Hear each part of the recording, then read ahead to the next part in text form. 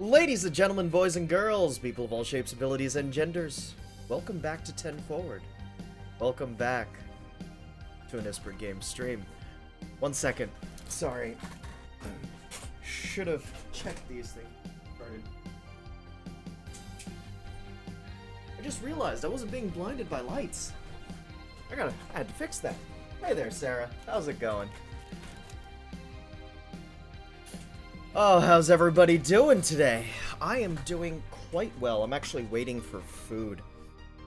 Having it delivered. Which is great. Okay, when's it being delivered? I gotta check, because... Hey there, Kate Grievous. How's it going, everybody?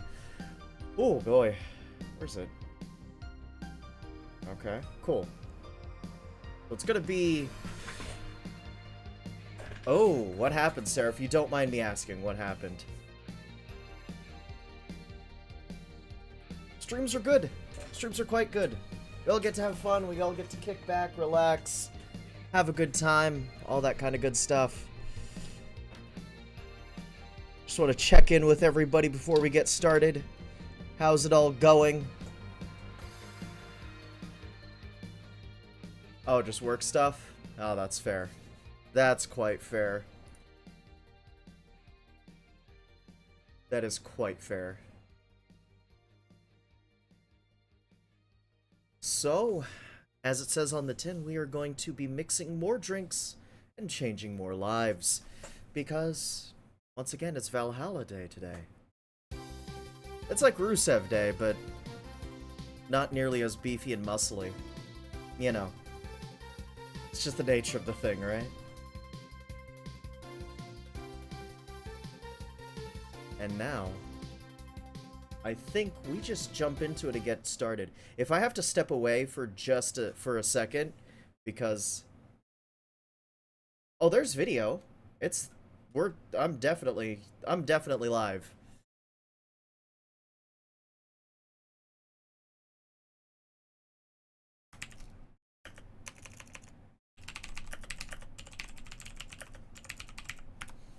I'm seeing nothing on my end. I have no dropped frames or anything like that. Alright. Let's get started, shall we?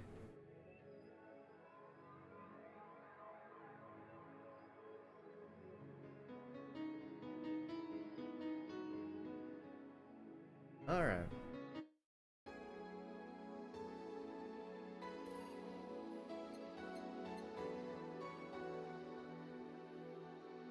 And we are on day 5.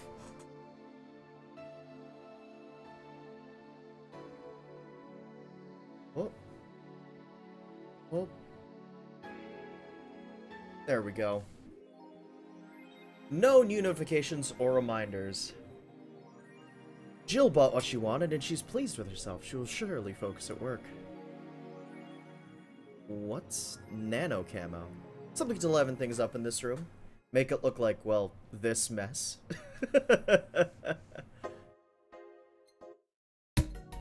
By IE you mean, you were using Edge, I'm assuming? Edge is actually a good browser. No matter what people say, Edge is actually solid. Alarms rise as the Apollo Trust suffers terrorist attack.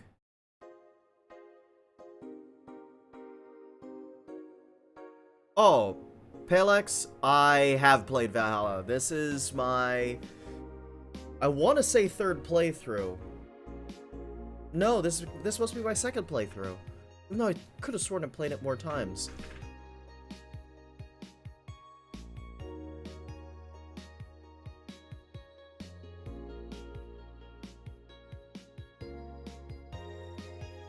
Hijack screens at downtown Casanova announced what seemed to be a terrorist threat aimed at the Apollo Trust Bank.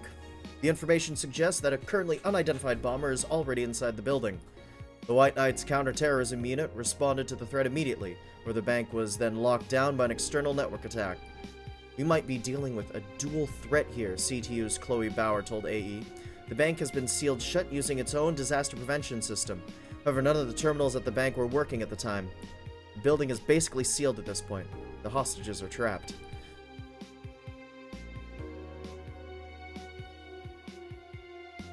The augmented eye is being attacked. Alice Rabbit.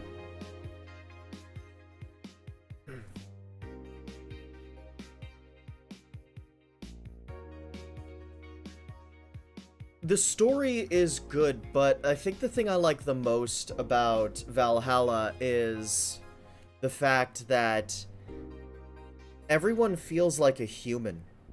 Everyone feels real, and that's really, really nice.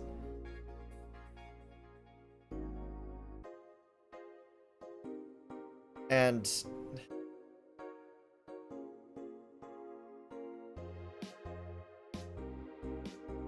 is that Anna? Is it Anna? I forget. It's been a while. Hi everyone. We take your security seriously here at the Augmented Eye, and we have the obligation to disclose that recent articles on Alice Rabbit were vandalized by who we think is Alice Rabbit themselves, or a very good impersonator. We want to extend our apologies and inform that we'll be limiting our coverage of Alice Rabbit to just factual news and not entertainment press. Sincerely, the AE staff. No. I don't think so. Not right now. Because for some people, this is new. I mean, I personally don't mind spoilers, but I don't know if everyone else would. Good evening. Huh? I didn't expect you today. I was waiting for you to call and say you wouldn't be coming or something. Things at the Apollo Bank are getting ugly, so that means more people will be looking for a drink. You could take a break, you know. You're quite the hard worker.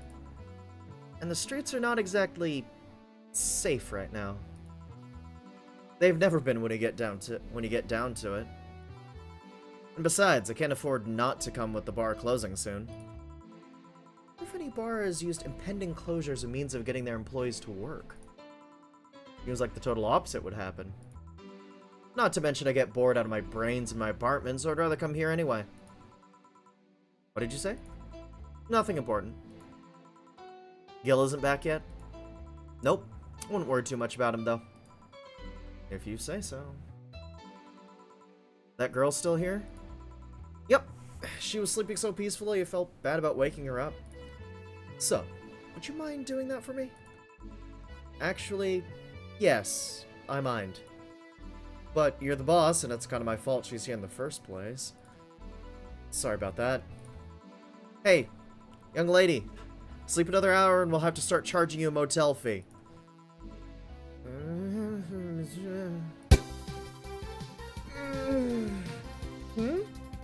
Where am I? Oh, right. The shoddy downtown bar.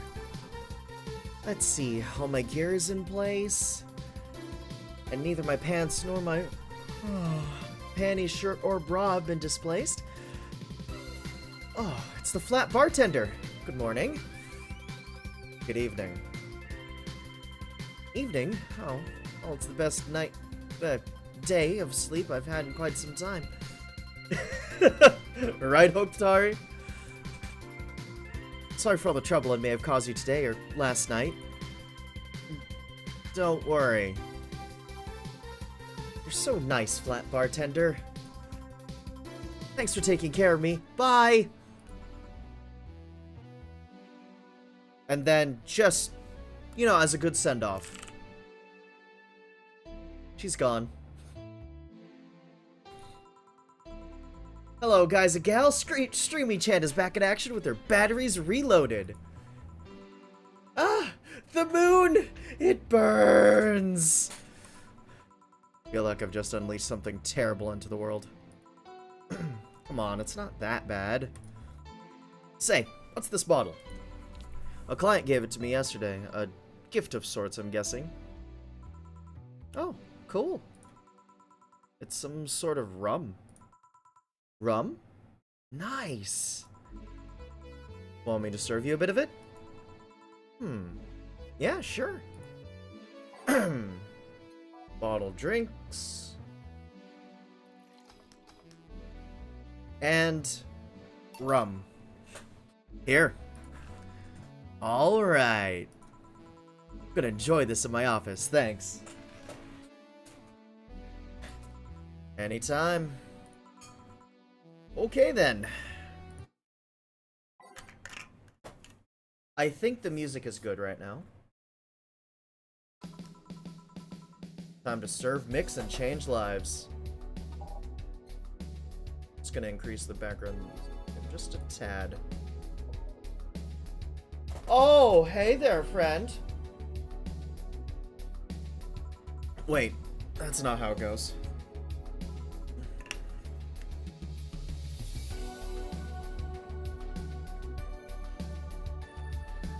Okay.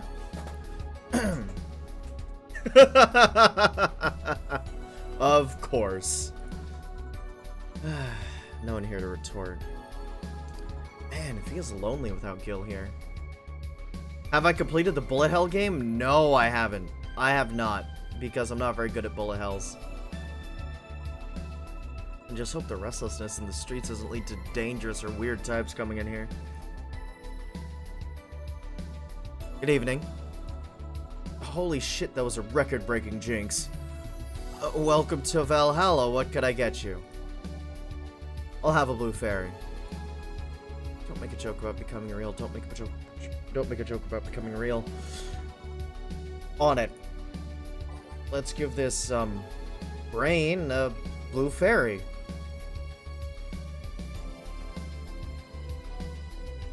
We have a brain.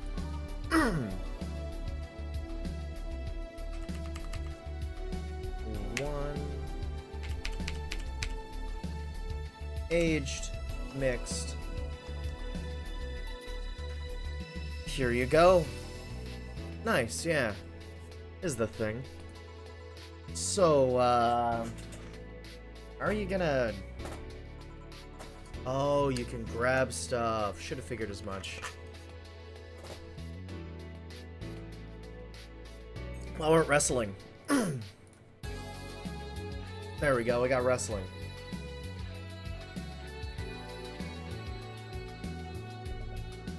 Oh! That exit sign actually... I forgot. I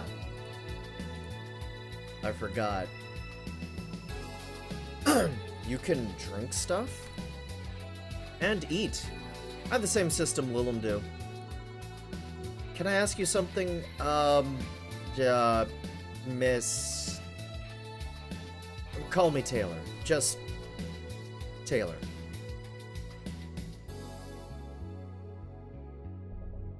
You actually could go back to the title screen with the exit sign. That's actually really, really clever. That's really cool. And yes, a cutie like you could ask me anything. Okay, Taylor. You have to be the first person I bet that didn't go, okay, just Taylor. Too easy. You are a brain in a jar, right? I'm sure not a hologram of that, I'm sure. Yup, I'm a bona fide human brain in a jar. So, how? Why?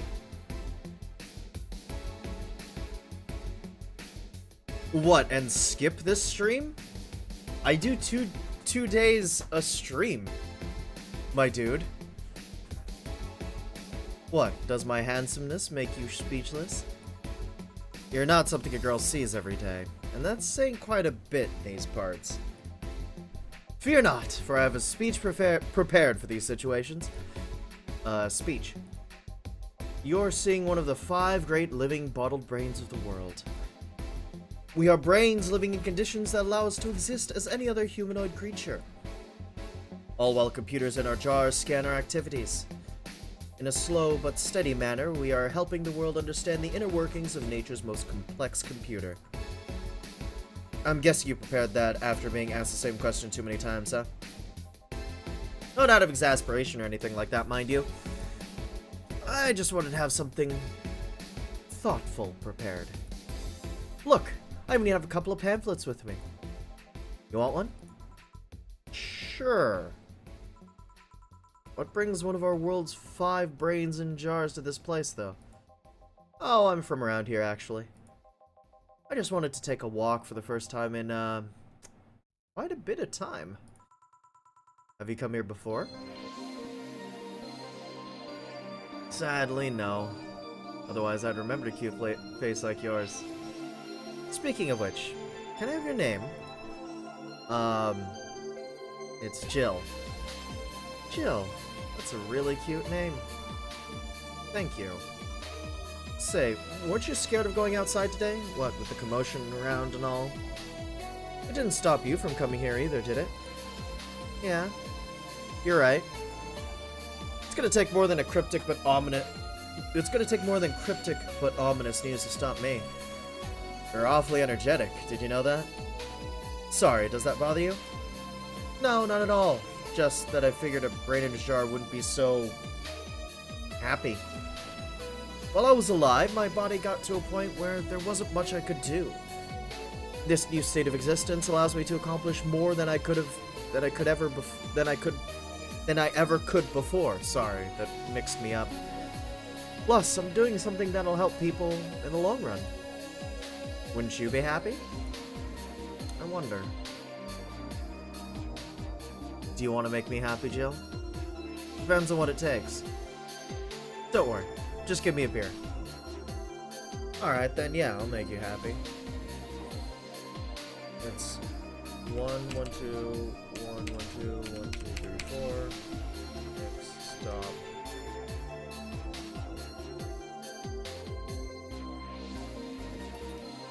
Here, beer. Ah, yes. No matter what happens, beer's always good. It's interesting, though. Just yesterday, I was talking to a client about brain uploads. You were? Yeah, we were talking about how even if you uploaded your brain, you'd still be here. Anybody got one of them Seabats emotes? Give me that big old galaxy brain.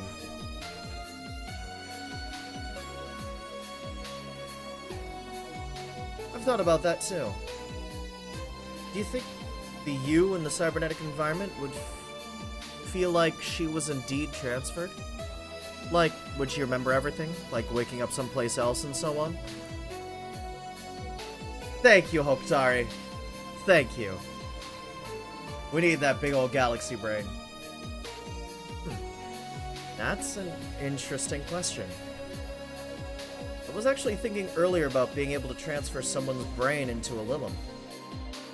One of the brains is being used in such an experiment, actually. They can make a functional Lilum. Unfortunately, the wiring and other such stuff makes it look more creepy than anything.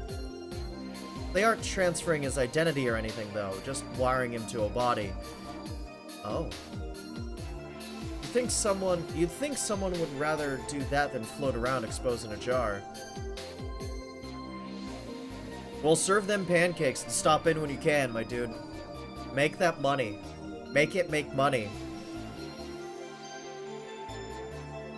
I want to listen to that now, but we're on the Ysbryd game stream. I'll start up my stream with that though.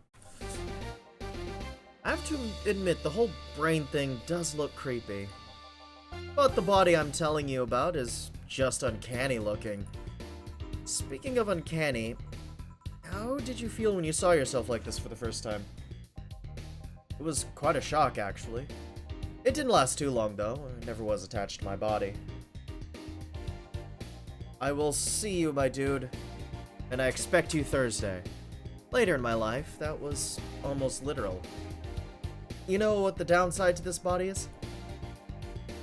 I can't get drunk. You want to call that a downside? If you wanted to drink alcohol for the taste, there are many alternatives. Drunkenness is part of the whole experience. Why, though? Lilum can get drunk with no problem. Yeah, but in their case, their brain's a computer attached to their body. Getting drunk causes their brains to reduce the input speed to their bodies. Depending on the model, their drunk subroutine might throw out a different behavioral cycle even. It's hard to get drunk when the whole point of you being in a jar is figuring out exactly how you work. Yeah, you're right. Hey, Jill. Oh, Alma. Just, oh, Alma. Where's the courtesy one would expect from a plebeian bar staff? Welcome to Valhalla. What can I get you? Happy? Not when you put it that way. Why, hello there, beautiful. Whoa! You hurt my feelings with that, darling. Sorry, you don't see talking disembodied brains every day. I mean, I did work a summer in Lilla maintenance, but even then, those were talking heads. Oh, don't worry about it. At least you're not running or fainting. Your name was Alma, right? I'm Taylor. Nice to meet you, Taylor. Say, Alma, can I buy you a drink? Sorry, I only date people who are at least 50% organic and have at least one face. I know just what to strive for then. Just kidding. It'd make me happy to just make you happy by buying you a drink. Does that bother you? I guess if Jill's the bartender, I don't have a problem with that. Awesome. I'll pay for your next drink then. What will you have? I'll have a Cobalt Velvet. And you, Taylor? I'm fine, actually. You're gonna have me drink alone? I don't want to drink that much. Okay, then.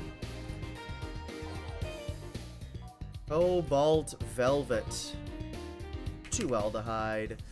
3 flanergide. 1, 2, 3, 4. 5 carmatrine. Whoa! Oh, that's one short. Reset. 1, 2, 1, 2, 3. 1, 2, 3, 4, 5. There we go. Oops. Your drink. Hope you enjoy it.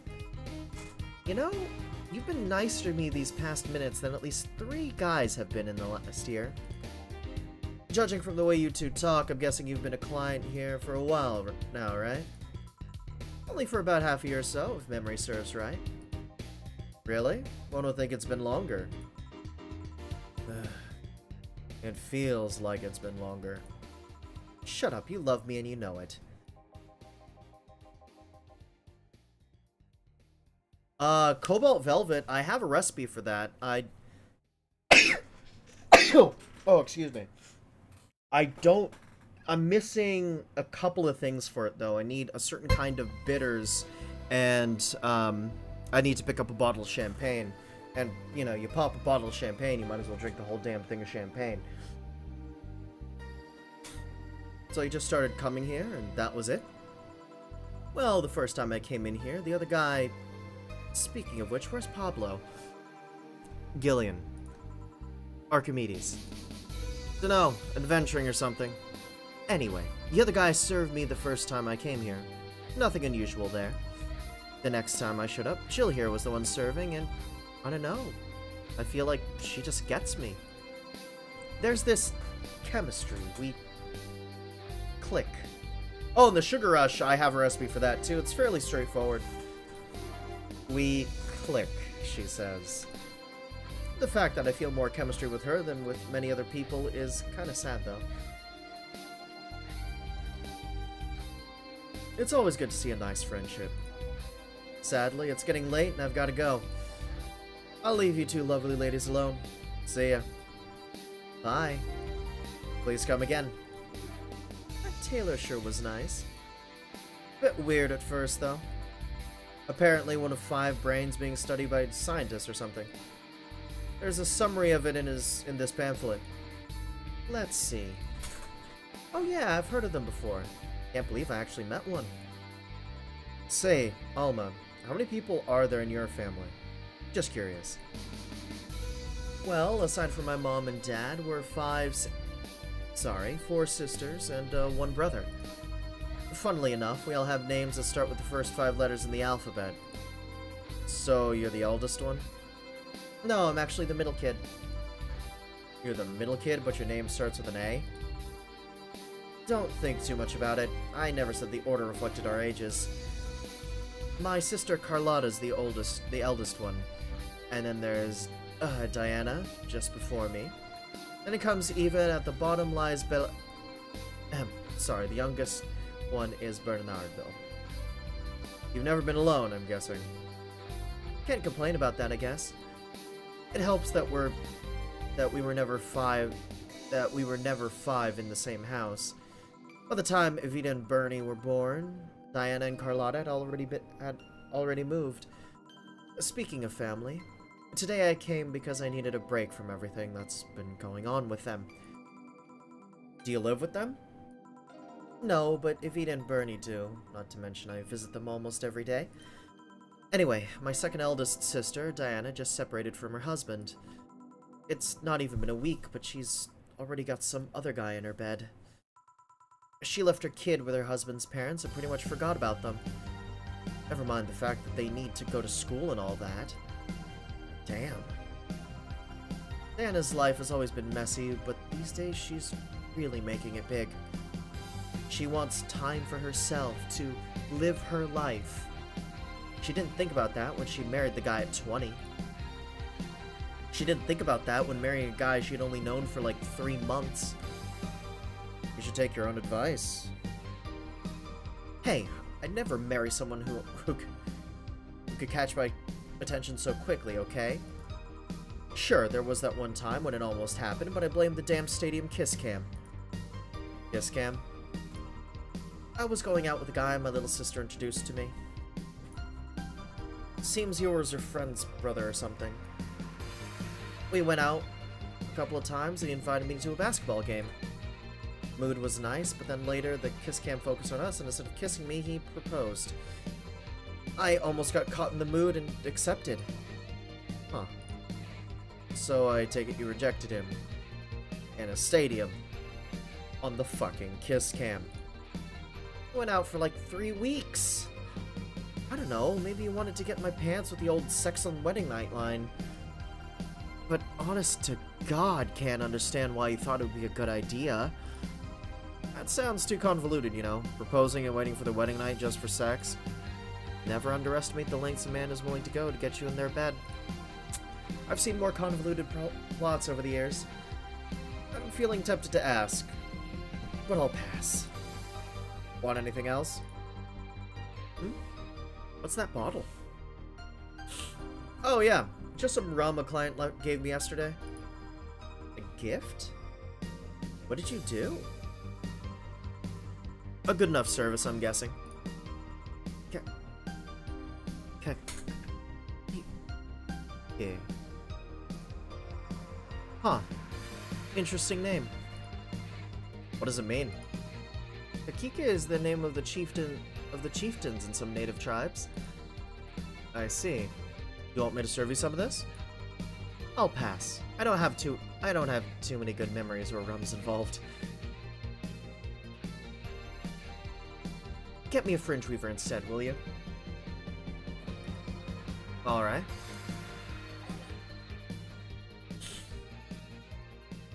Alright, fringe weaver, fringe weaver, fringe weaver. Fringe weaver.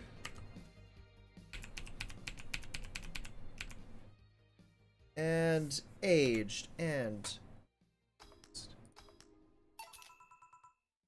1 fringe weaver. What kind of memories do you have with rum? Nothing you need to worry about. Okay. Alright, now's my turn to ask questions. About what? What kind of family is your family? Well, I'm an only child. My mom and my dad split amicably. My mom is a violinist, so she was always away from home with the orchestra. I spent most of my time with my dad, my aunt, and my grandpa. Aside from that, I'd say my childhood was quite uneventful. She is. Huh. Didn't you get something like your mom's artistic vein or something? I played the violin until I was around 16, I think. What made you stop? I don't know. Just kind of said, that's it, one day and stopped. What about cousins or the rest of your family? I see very little of them, actually. Mainly because my dad moved away from most of them. Most of my mom's family live in France to boot. So your mom's French? Yep. Can you speak French?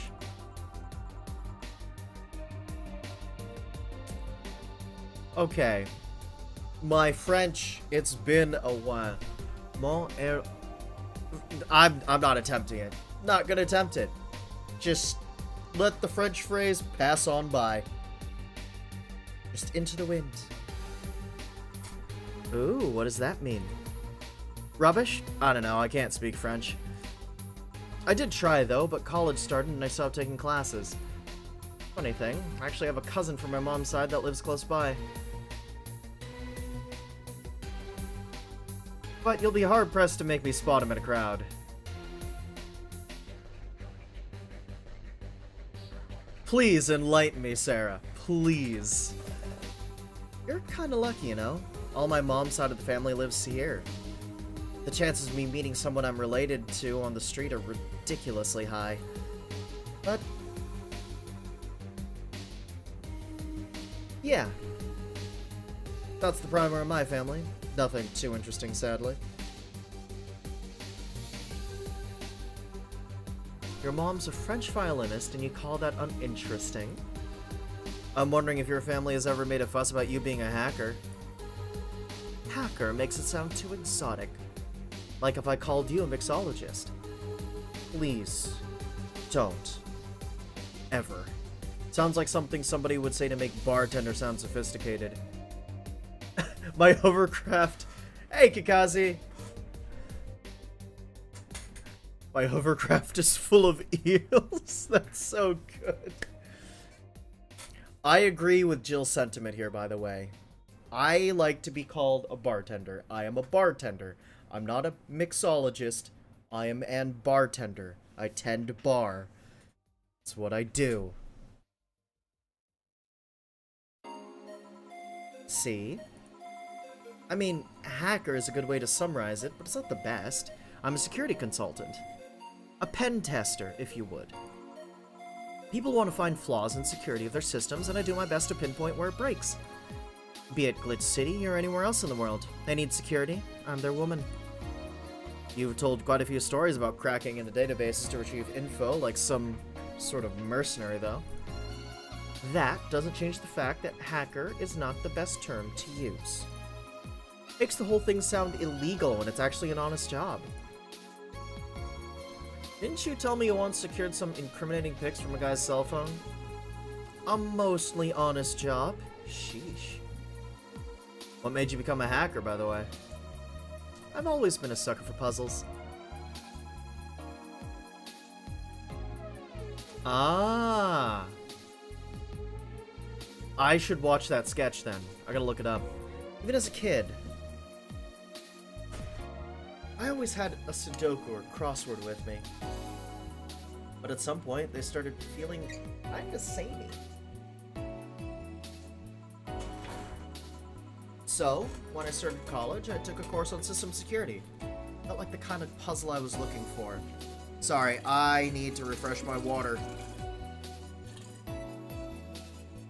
I need it. I need all the water in me.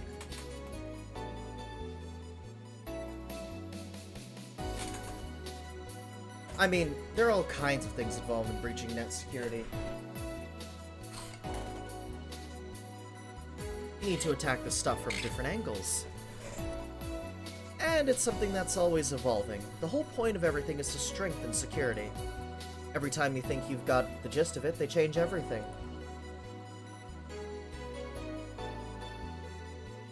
So it's kind of like an always evolving puzzle. A puzzle I help make harder at that. Huh. I didn't think about it that way. It's less actiony than what movies make it up to be, though. No real-time frantic typing, nothing like that. Still, seeing my code break through something, it's an amazing feeling. Will you have anything else? I'll have a classy drink. Any classy drink. Here goes nothing.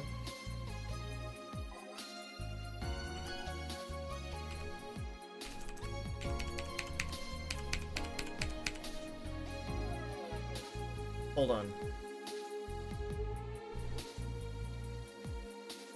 I'm not doing this right. I don't think.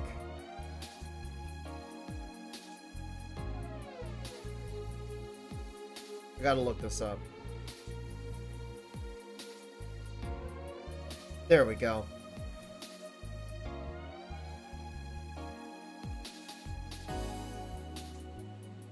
So it's 1, 1, 2, 2, 3, 1, 2, 3, 4, 5. And then you mix it, you stop.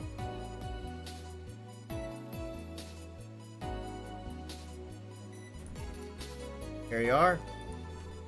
Yep, just what I needed. Thanks. Say, Jill, what's the worst that could happen if you don't get your drinks right? Well, people have the right not to give me money. Flaming Moai. Yes. Yes. It's the Fibonacci sequence, mixed. And if you give it at certain points, you will have certain events proc. If they don't pay for it, I don't get my bonus. No bonus means less money and no tips, which doesn't help because I have to pay bills. Oh, I see. Do you have to make an effort to pay your bills? Nope. You have no idea how much I hate you right now. Well, my job pays pretty well, and I'm not the kind to spend too much on things other than food and bills. Hey there, Celestial Drive. Oh, Jesus! Surge! Thank you so much for that raid. Oh, damn. Hello, friends. How's it going? As you can see, I'm not Jacob. I'm actually Robert Merlow. I'm taking over for Jacob for today and this Thursday. And I'm currently playing Valhalla. We are playing through the Valhalla, and then afterwards, I will be mixing actual drinks.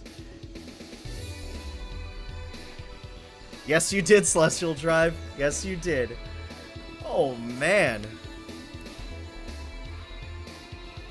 How's it going, Arclight Dynamo? Surge, thank you. Thank you, thank you. I appreciate it. Oh, man. Yay! New friends! New friends. New friends. So, for those of you who have just arrived, my name is Robert Merlow. I am taking over for good boy Jacob Burgess for this Tuesday and this coming Thursday on the Ysbryd Games channel. I'm currently playing Valhalla, and we will be doing that for this stream and the next one. And then after I get through about 2 days worth of content in game, I then mix drinks based on the drinks we see in the game. Okay. I'll see you later, Surge. Thank you so much for that raid. I do appreciate that.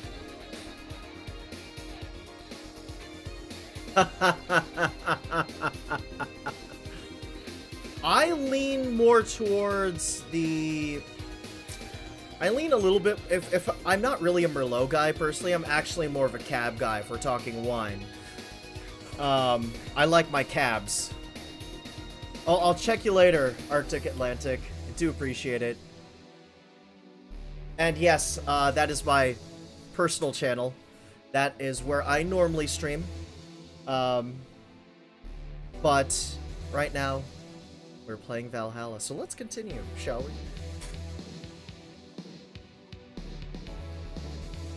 Maybe maintenance on my hands and new equipment, but aside from that... Oh, I know. If you have trouble with your bills, why not live with me? We could be roommates. No.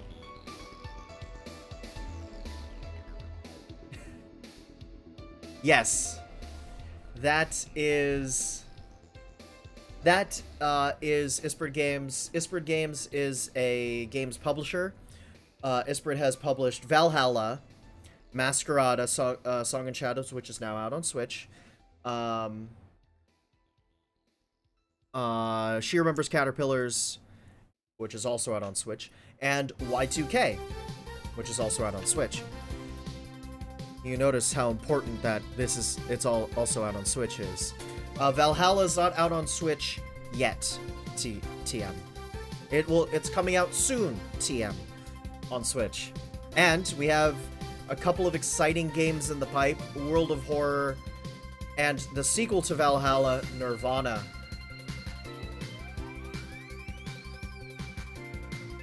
I got to a certain point in Y2K and I've gotten held up. Yeah, World of Horror is so good. World of Horror is so good.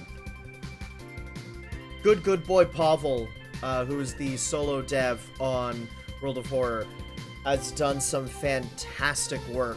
And if you want to see some of the work he's done, you could check out the Discord, bug him there, because, oh my lord, it is 1-bit aesthetic. It maxes out at 2-bit. The work is done in MS Paint, which, absurd, absolutely absurd. It's crazy. It's crazy. Moving my stuff through the stairs because the elevator's broken. Having to move my liquor collection. Oh, yes. Yes. If you want to ask devs questions, our Discord's a good place to do it. You can ask the Allison brothers, who are the lead devs on Y2K, about anything Y2K related. You can ask our good boy Pavel anything about World of Horror. And then we can funnel you in the right direction if you want to talk to Kitty or Lark about Valhalla or Nirvana.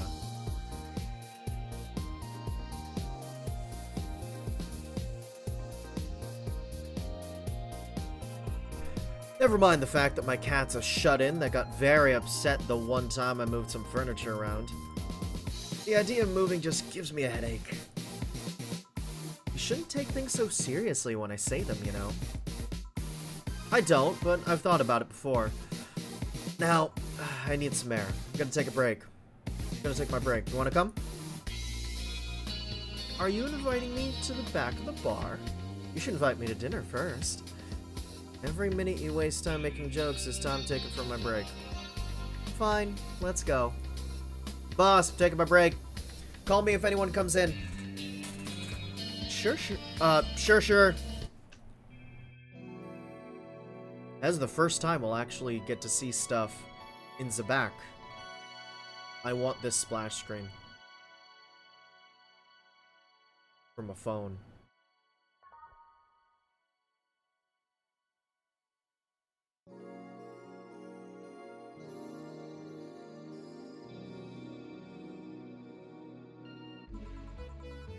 Cold. Oh, no. We don't get to see that. Damn. Cold. Ah. Sure is chilly out there. It's kind of refreshing. The hobo out there seems like a nice guy. Billy Vine? Yeah, he's a cool guy. Very respectful. Apparently he got into some legal trouble and that's why he's like that. Really?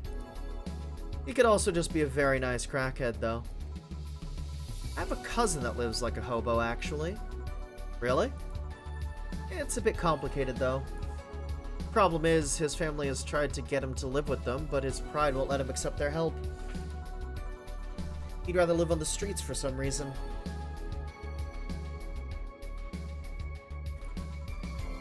You can't tell with some people, sadly. Oh, it's good. And Celestial Drive, if you manage to make it out to PAX West, you could always demo it. It's a good demo. There's a lot going on in that demo. Why did he become a hobo in the first place? Bad investments and debts. Bank evicted him from his house. Oh. It's a serious problem because he has epileptic attacks but refuses to take his medication. I just don't get what's up with him. Honey, some service here. Oh. Once there's a PAX EU. Once there's a PAX EU. I'm here. Don't scream. Oh, were you two hanging at the back of the bar? What kind of stuff were you doing? Just talking. Is that what they call it these days? What do you want? Something soft, something sweet. No alcohol, please.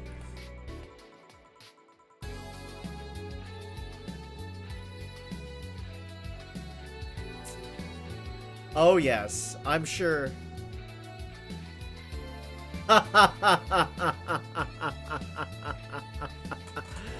Set up a stealth booth at Unplugged. Yes, set up a video game booth at Unplugged. That makes all the sense.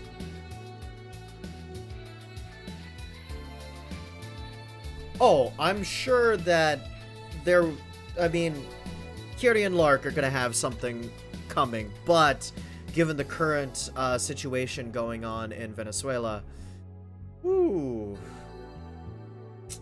that was they're having some problems. Like, they wanted to do something for April Fools, but they couldn't. Oh yeah, I've demoed that over during the past two PAXs. West and South were where we demoed Y2K. Yeah. It had its own story and everything. Wouldn't it be the same if you just grabbed a soda from a vending machine? But I like you! Do you dislike my presence so much? Sweet and non-alcoholic, you say? Alright. Well, 1, 2, 3, 4, and 1. And then age it and mix it and stop and serve. Here, like you asked. See, you don't get this kind of treatment from vending machines. Unless you're Lawrence. But he has this weird idea that good service is the same as selling lukewarm cans of cola. Lawrence. A friend of mine. He's a vending machine. Oh. Oh, but how impolite of me. Hmm? Oh, yes. This is definitely less family friendly. We're playing Valhalla. This game is explicit. Quite explicit. There will be the swears. And very inappropriate content. I'm lovely. My name's Dorothy. Dorothy Hayes. Nice to meet you. Where's my food? Is my food here?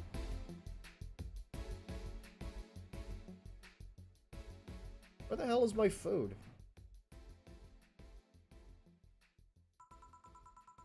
Oh. Okay. I guess. Okay.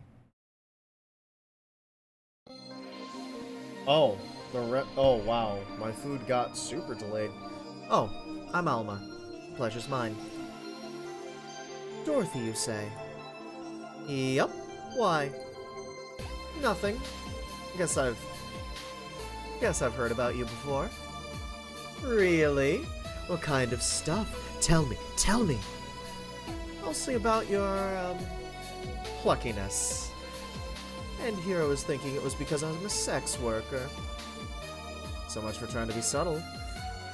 Hey, I take pride in my job, otherwise I wouldn't be doing it. Isn't it dangerous? I know how to take care of myself, thank you very much. Where do you work, Alma? I'm a hacker. Really? A full-fledged hacker? Not the kind that sees a computer logged into some account and says that's hacking, right? No, of course not. I've always been curious about how being a hacker works. Do you just start typing really fast while waiting for something to happen?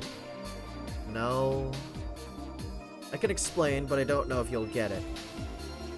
We won't know until you try, right? Last time I said that, I had to jam the plastic replica of a halogen light bulb up a grown man's ass. It was a success. Okay then.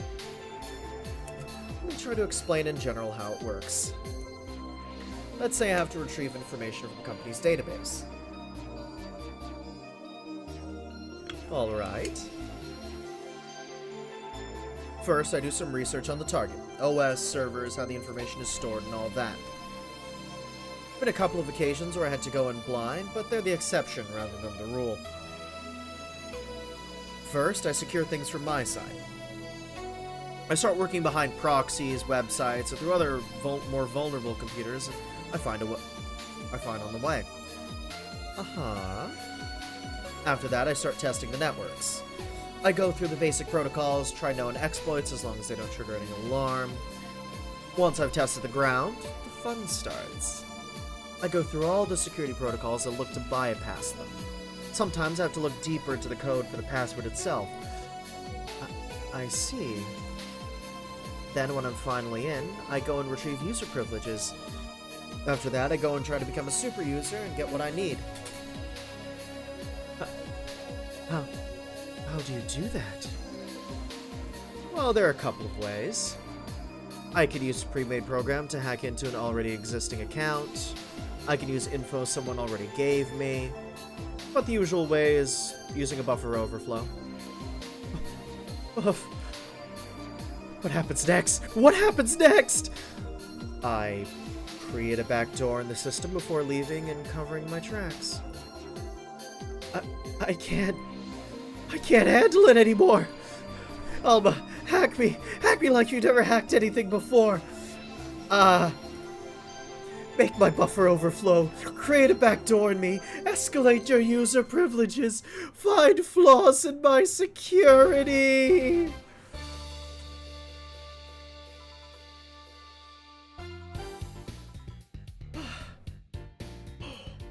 Sorry, I got carried away. No shit, what happened? Have you seen those movies or books where a couple does something like paint a picture or cook, but they make it sound like they're having sex instead? Suggestive scenes, yeah. Well, that whole thing was kind of like that for me. Really? I guess humans don't really get it because their minds don't upload to networks or anything. But trust me, if you recorded yourself giving a really detailed explanation, a really sexy voice, you'd make millions. Horny little more unexploited market.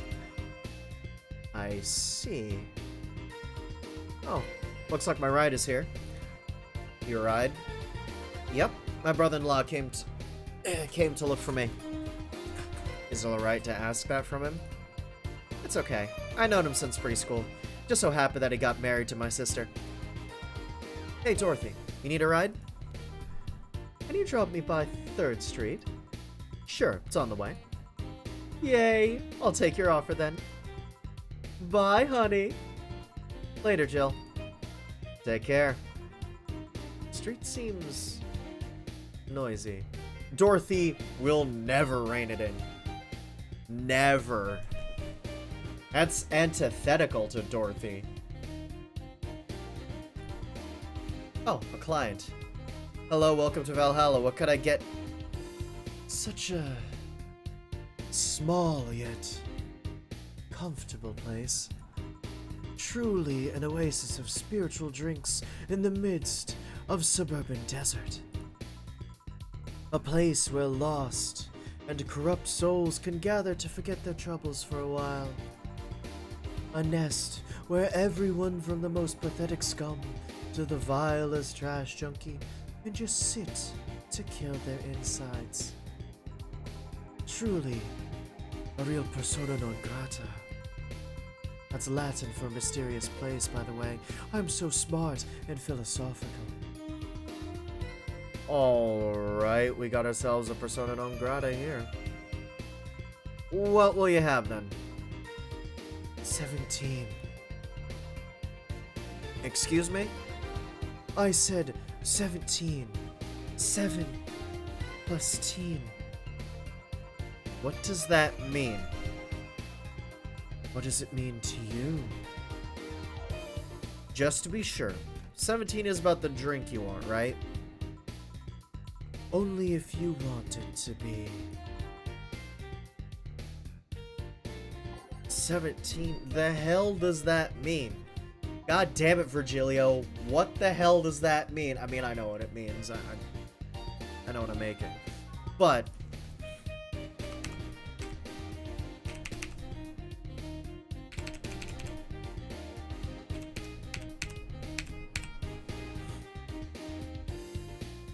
aged, mixed, stop.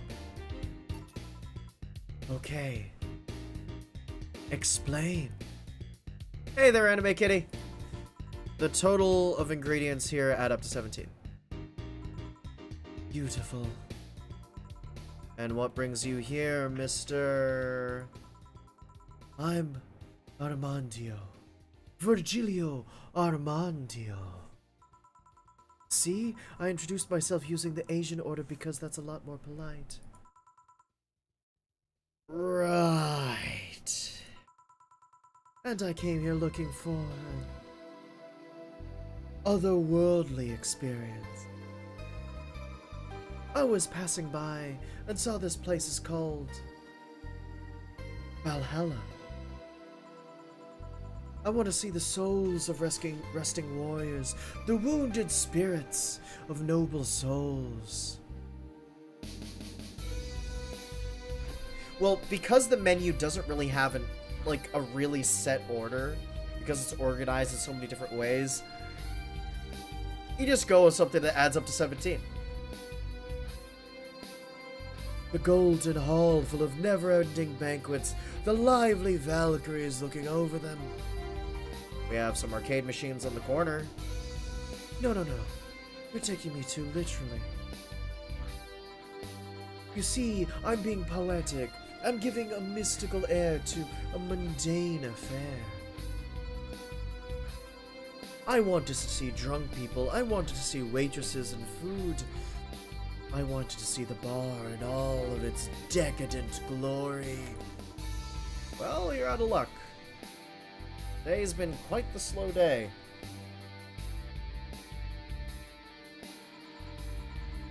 Not that I'm very surprised, given how things have been going in the streets, though. Humans are a nasty bunch, that much is true. Making a ruckus, coming at each other. But that's to be expected from the only mammal to kill its own. That's true. That's true. I'm no zoologist, but I'm pretty sure that that's not the case. Thank you, Celestial Tribe. Oh, yeah? Then give me an example, not zoologist bartender. Like I said, I don't know exact details, I just know that isn't right. Memory serves right, once a lion takes over a pride, every cub born from another lion is killed, or something. Takes over pride. You can't take over pride. Pride isn't a tangible thing. You need to stop making things up, not zoologist bartender. Right things too much? Right. Right. But, going back on topic, do you know what the number 17 means? The atomic number of chlorine? No, and Chloe is a name, not a number, you know. The group where halogens are on the periodic table? Stop making up words like halogens, periodic, and table. Okay then, I give up. 17 is us.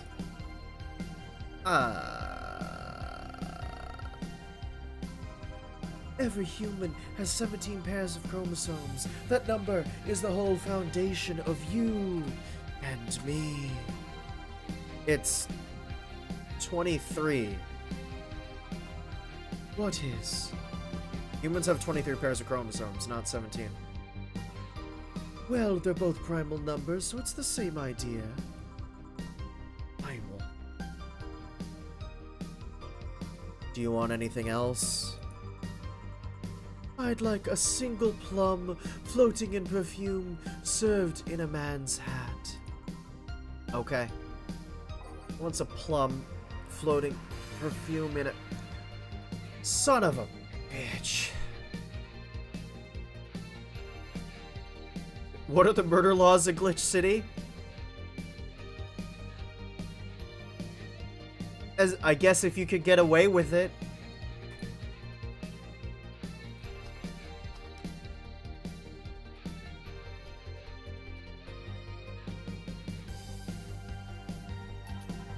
Here. Huh, you didn't... Wait. You did.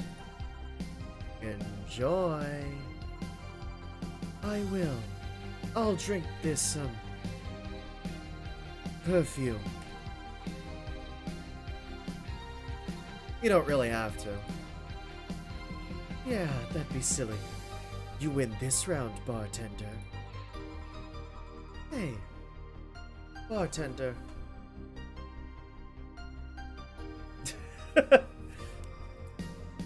Right? Jim Sterling, in like an even more over-the-top persona, comes into the bar and just starts going. Have you ever thought about death? How? What if we're already dead? Both of us. What? What tells you I even existed before I entered that door? How can you assure me that this reality is real and we were not in fact in heaven or hell all along?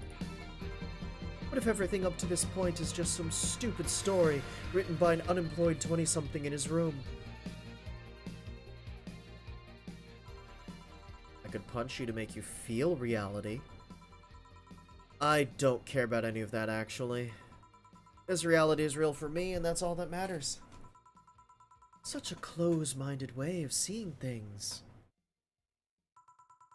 You need to get away from the factual facts. Open your mind to things beyond your reach. You'll never reach enlightenment if you don't start. The Hobbit era has started. It means the twilight of the gods in German, by the way. Well, you're on your own, bartender. Enjoy your new world order. What? A couple of nearby cars exploded, it seems. Oh, hell. Let me take a look out the window. Be careful. I see lots of flashes in the distance, most likely gunshots. Jill, come here a sec. What?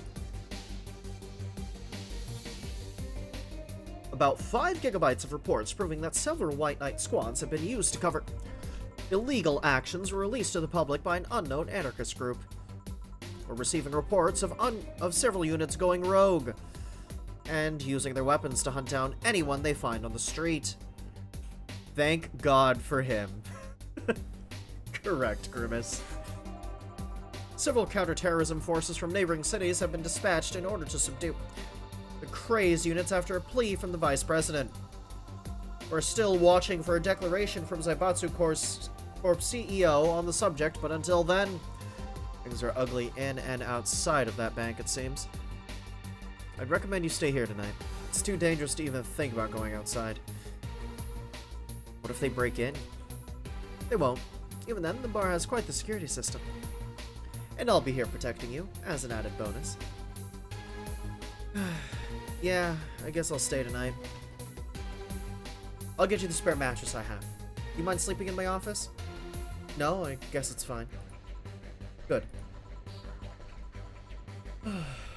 Let's hope everything gets solved by the morning.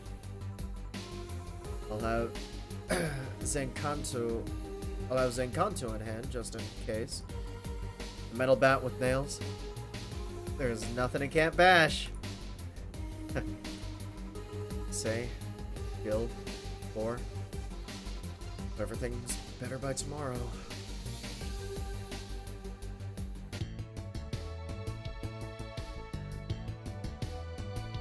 Flawless service. Yeah.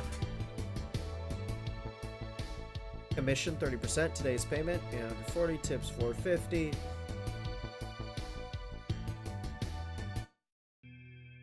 Right? It's the best. It's the best.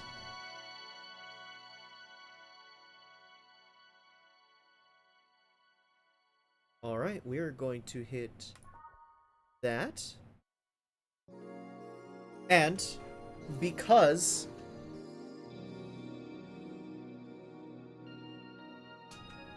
this is right before day 6, and we can't go back, I'm actually going to call a break here real quick. Just for me, that kind of thing. Anyways, don't go anywhere. I will be right back. I'm just going to take a quick break.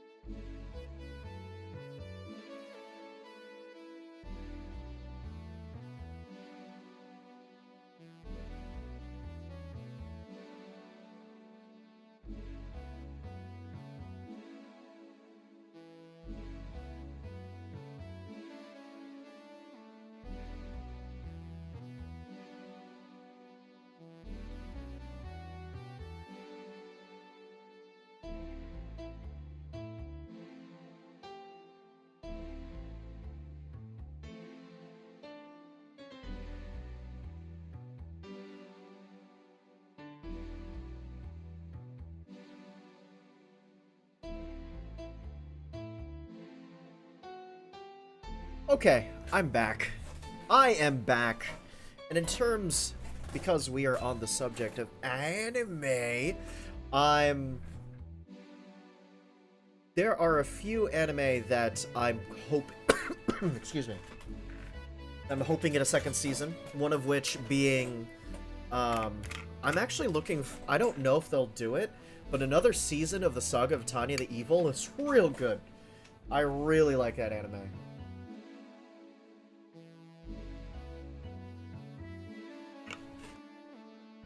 The transformation of Tanya, I love it. I love that show. Dragon Maid's getting a second season. Quite happy about that, because I like Dragon Maid.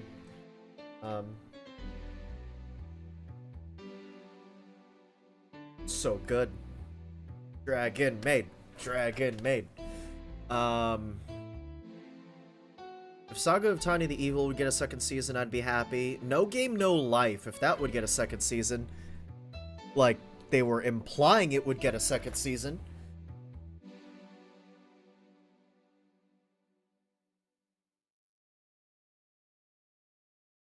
Is it light novels? Let me check. I'm actually gonna look it up now. Yeah, me curious.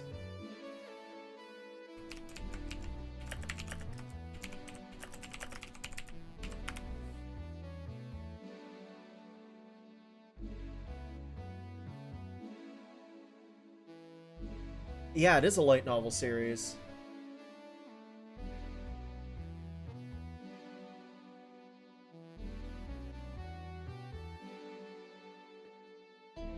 There's manga.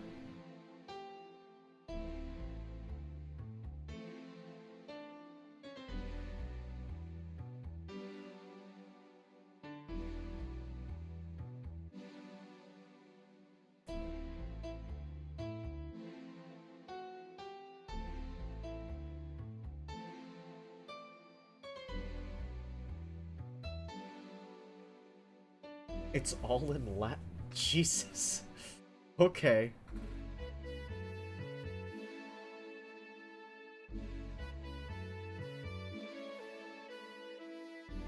Is there a translation? I would actually love to read it. Because I actually read all the stuff for The Melancholy of Suzumiya Haruhi. I read the light novels and all that before the second season came out. And off of the subject of anime, let's get back to it, shall we? Rise and shine. Ugh. Morning. It's 11 a.m. though. That's morning for me on the weekends and any other day. How's everything outside? Still noisy, but forces have been deployed to take care of most of them at least. How so? Zaibatsu Corps' president is pleading with anyone to stop the rogue White Knights. Neighboring city forces were deployed quickly and have subdued most of the opposition. There have also been reports of White Knights just freezing, like they were petrified somehow. You make it sound like some god suddenly decided to put everything in place. Well, I'm just glad no bullets are flying in and out of the whole building.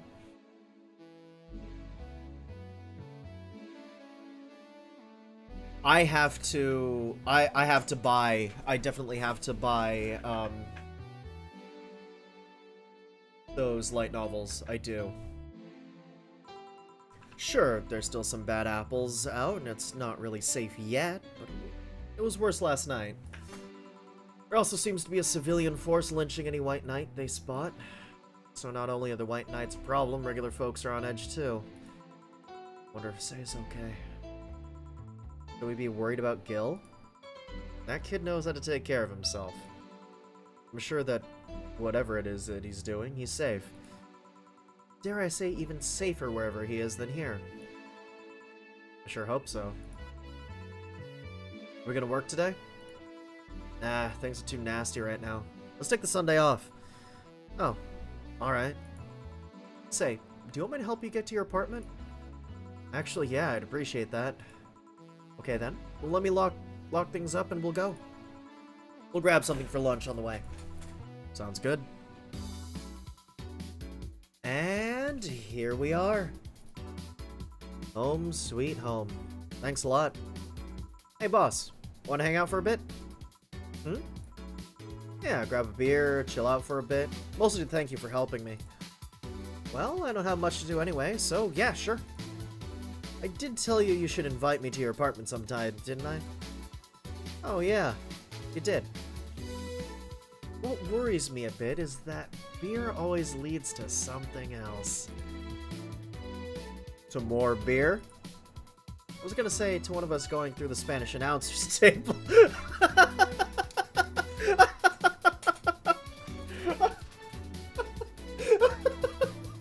Sorry, it still gets me.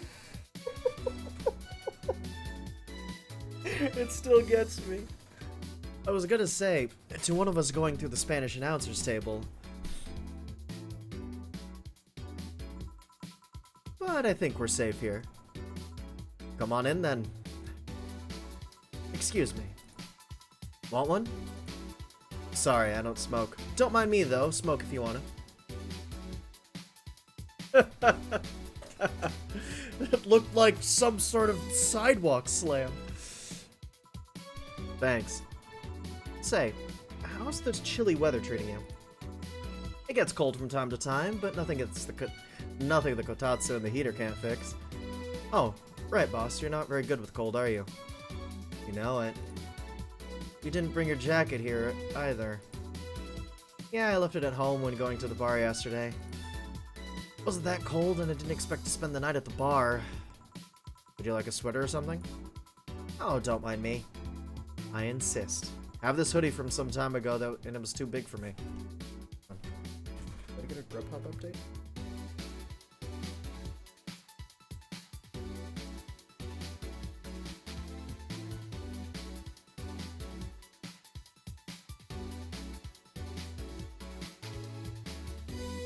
Oh my god.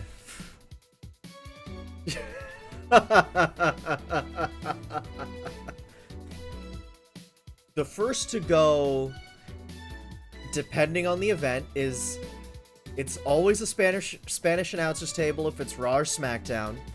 If it's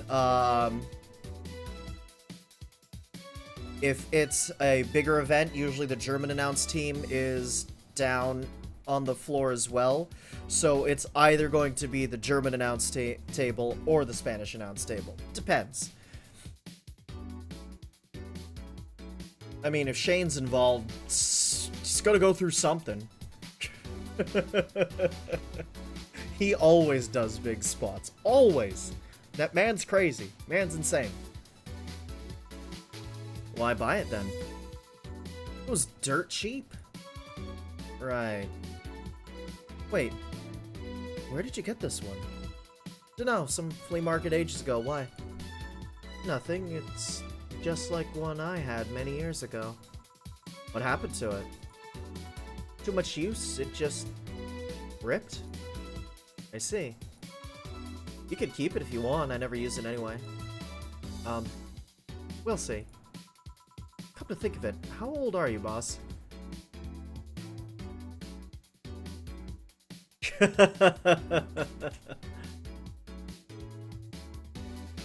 Yeah. I should move it. I'm eternally 17. Fair enough. 17 plus how much? 17 plus I'd have to cut your tongue if you knew. Alright. Very true, Kakazi. Very true. Let me go change it to something more comfortable. Take your time. Yes. I love 4. Say, Jill, there's a blue-eyed mass of black fur glaring in my general direction. Oh, that's just 4. He's just wary of any new visitors. Cats will be cats, I guess. He'll warm up quickly, though. Just give him time. He's unusual looking. Blue eyes on a black cat. They usually have green. Yeah, weird, huh? At first, I thought they were like that because he was small, but they never changed. Do you have any pets, boss? Back at home, we had a bear. What? Good old Bosco. Kept intruders away better than any dog. Right. Huh, this picture isn't something you see every day. What? Me taking such a sappy pic? No, a framed picture on printed paper. It's so vintage. Who are these? That's, hey there, John Locke Cole. How's it going?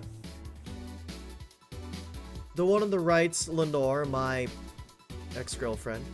The one on the left is Gabrielle, her sister. Huh. Is this pic recent, or... Actually, that one's from 3 or 4 years ago. You look exactly the same. I'm only 27, what did you expect? That's why they say kids are the ones that get old. I thought it was recent because you don't usually see people displaying pictures of their exes so openly. Let alone a printed and framed one. Did you two break up on good terms then? You even hesitated a bit when you called her your ex. Let's just say that everything ended with both of us saying mean things. And me storming out of her house, breaking a couple of things on the way out. Never broke up formally, and guess I still have feelings for her. I just went away, haven't said a word since. Really? It's hard to picture you doing such a thing. And you look so happy in the pic.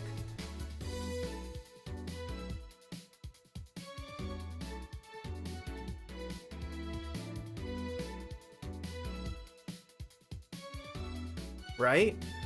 Right! That's very true, Celestial Drive. Why have her pick out like this? Why have her pick out like this, then? I just couldn't get my mind off something Alma said to me. About missing having the warmth of someone else pressed against your side. Using them as a pillow, mixing your perfume with theirs. Putting your head in their chest, listening to their breathing as they pet your head.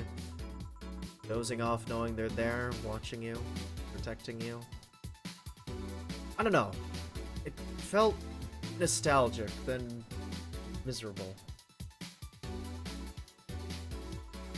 I'll just put this away. Been meaning to apologize, but I feel like it's too late now.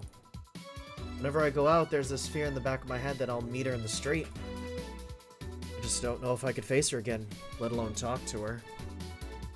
I'd be a mess. It's never too late to apologize, Jill. Maybe. What's that on the table? Looks like an envelope. It's nothing. Nothing! Now, please give that to me. Alright. I saw nothing. Don't worry. Anyway, let's grab some beers. Guide me. Damn, you have lots of beer. Drink. Well, the BTC gives me discounts, and a point card I can use every time I buy their alcohol. With that, beer is actually the cheapest drink I can get. Is there any difference between the drinks at the bar and these? The drinks at the bar are more addictive, flavorful, and also stronger than the ones they sell in stores. Besides, the one in the bar is more a double IPA. It's more of a Pilsner. Got it. Which means whatever the hell Donovan D. Dawson likes to drink is not just an... It's just a... That's a lot of double IPA. In English, please. This one's lighter in color and lighter in flavor. No, it doesn't taste like a lighter to me. Is this one made with that, what's the name of that base liquid used at the bar again? Nutrigenic Diametrical Lidogenol, or NDL. It was a supplement or something, right?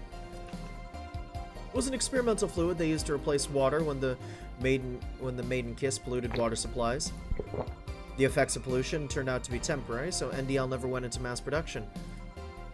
But the BTC still commissioned it for use in bars. And is this one made with it? Let's see. Yep, here it is, near the end. NDL and cornstarch. Cornstarch? It serves as a stabilizer, if I remember correctly. They need it for packaged drinks. I see. I just realized something. What? You're a nerd, Jill. Guilty as charged. Still have that bottle of rum around. You want some of it? Will you have some too? Not really, no. Then leave it like that. I'm not letting you drink beer alone. That's how drinking with friends works. Do you consider me a friend then, boss? Why wouldn't I? You know, with being my boss and all, I was never too sure. Well, in case you had any doubts, yes, I consider you one of my best friends. I'll drink to that. And Grimace, yeah, Donovan just like shove an IV right in there. Just doesn't care about the carbonation into the veins. Besides, you and Gil are always so diligent and responsible that I'm a boss in name only anyway.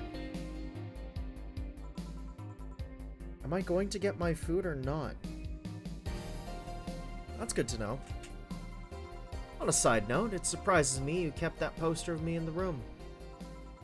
And even more than that, you hung it in plain sight. When I gave it to you, it was more or less a joke, you know? Does it make you uncomfortable? If it doesn't make you uncomfortable, how would it make me uncomfortable? It's my own face. Still wondering why you did it, though. Aside from filling an empty spot in the wall, I don't really know. Thought it was funny, too. Guess it's like if someone gave you, I don't know, a dildo-shaped trophy or something, and you had it there as a conversation starter. Although no one comes here anyway, so it's kind of pointless. What? No steamy nights of passion? Not since a year ago, I think. I'd rather not talk about what happened then. Did someone hurt you? Because if they did, I could go dish out the pain. No, nothing of the sort. A different kind of mess. Uncomfortable mess. Not being able to have sex for reasons mess. Glad to know you have my back, though. That's what friends are. That's what friends are for. Wait, you talk about the poster, compare it to having a dildo-shaped trophy. Did you just call me dildo face? That's what friends are for. Hey, Jill, where did you get that black 4-ball? Well, as with any black cat or house cat in general, he's actually a stray. Found him in the alleys near the building. Not long after I moved here, I think. That's a good question. That is a good question. Ah, I see. It was quite the sight, though. He was cornered by all these dogs, but they were keeping their distance. He was holding his ground, hissing and scratching as much as he could. There was a fried chicken bucket nearby that had some rainwater in it, so I threw the water over the dogs. They ran, and I figured the cat's mom would be nearby, so I left. Then I noticed people looking in my direction as I walked. Turns out the little shit started following me.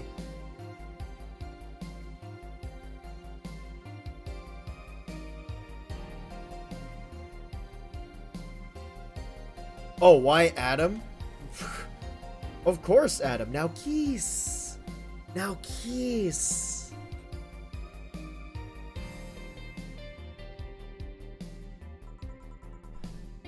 So you brought him home. So you brought it home.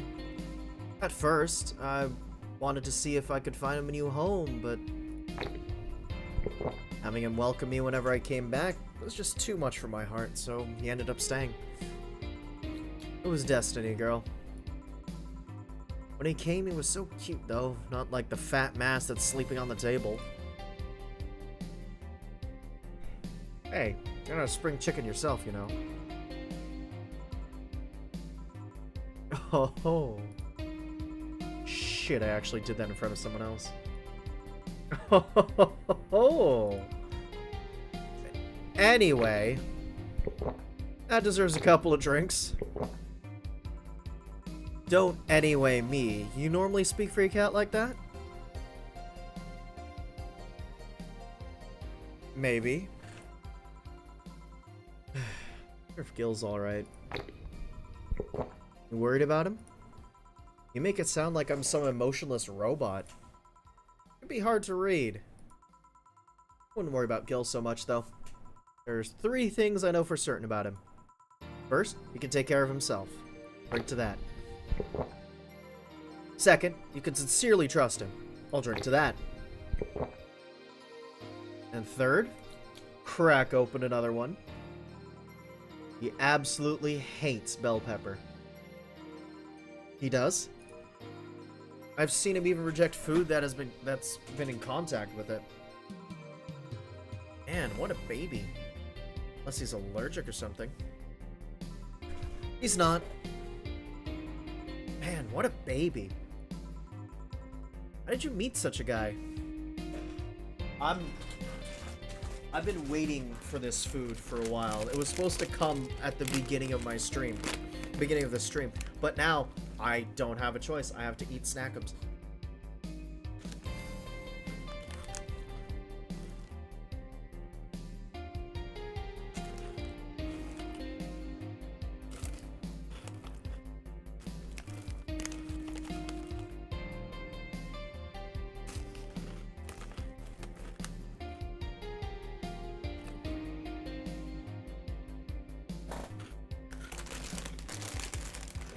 I placed an order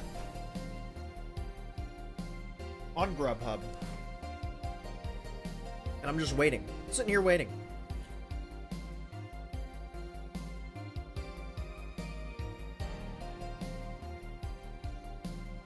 I mean, I can wait, but still. He showed up in the door of the bar.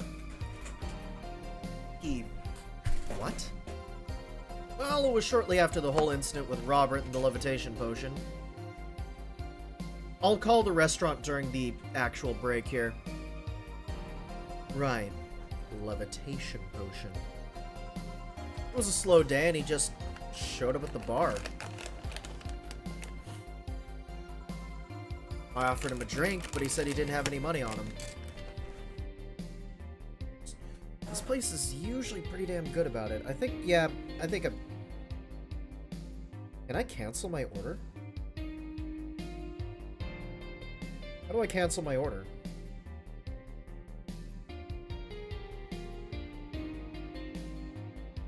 I can't.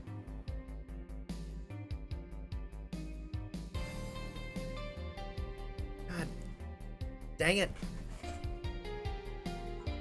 I couldn't leave him alone, so I pretty much gave the drinks for free. And after a couple, he broke down crying. Huh? I don't know what he did, but he was really, really regretting it. He wanted a second chance or whatever, and I told him if he could wash himself, I'd find him a job. I'll be damned, he looked totally different the next day. Damn. Give me Cheez-Its. I want Cheez-Its. I want Cheez-Its in me. Get out of the box. Don't need a box for Cheez-Its. I tried and failed to find out anything about him.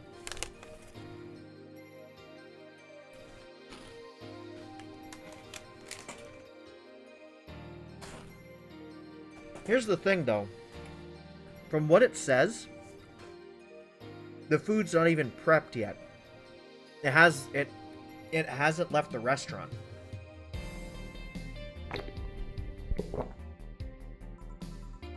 So I decided to take him at face value. I judge him from what he did as an employee. Aside from the occasional sudden escapade, he's been as oil gets. I returned the favor in kind, covering his ass from time to time, sometimes literally. What surprises me is that you took him in so easily. I could take care of myself, and I always kept an eye on him. Besides, after the whole Robert thing, I couldn't ignore someone that desperate so easily. I see. You've made the bar more lively yourself, you know?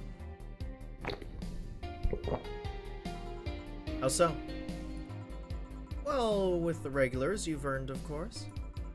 Like that blonde titty hacker. I can't remember her name. Alma? I was gonna say Armitage.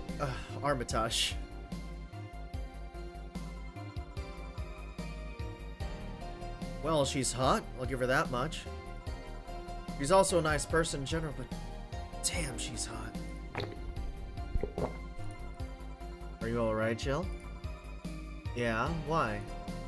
It's weird to see you say so openly that someone's hot.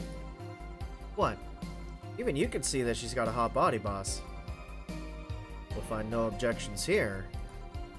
I mean, I'd be lying if I said I hadn't thought about taking her to a room and... Jill, you sure you aren't drunk? I am.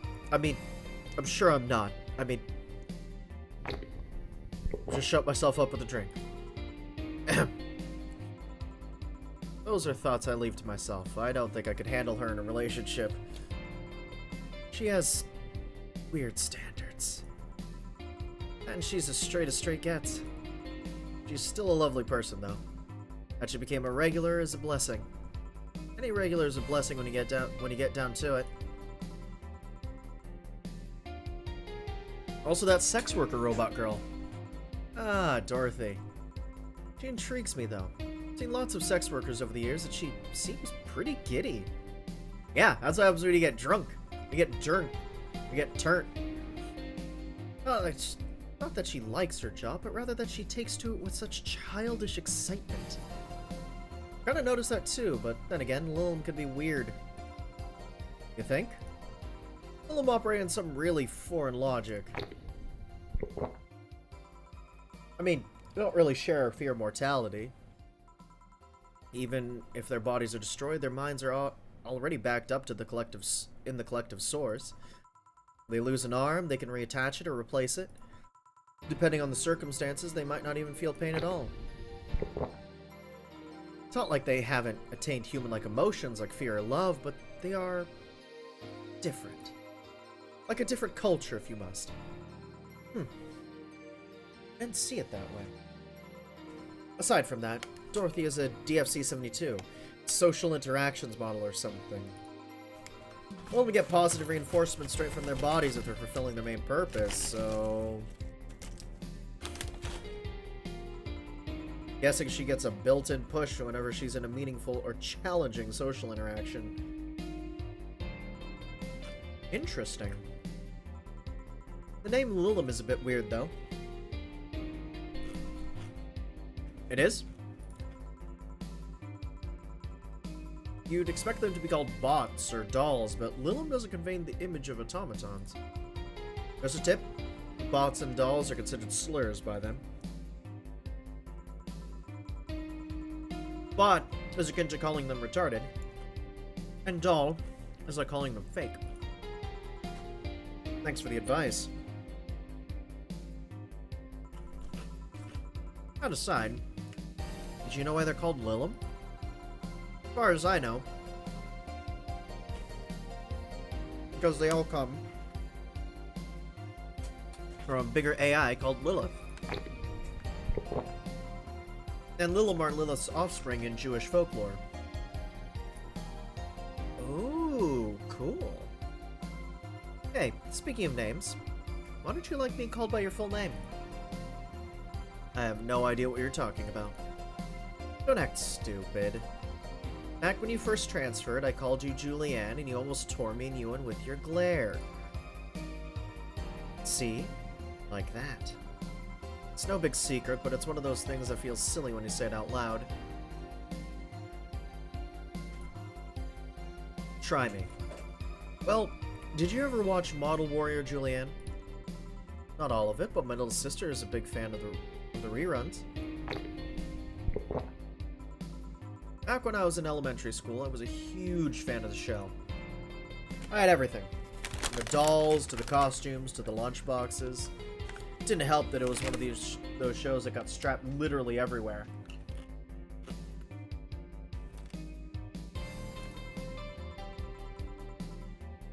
I saw a couple of episodes once. They were really nice. It was beyond nice. The show's about a model who can transform into an armor-clad magic knight.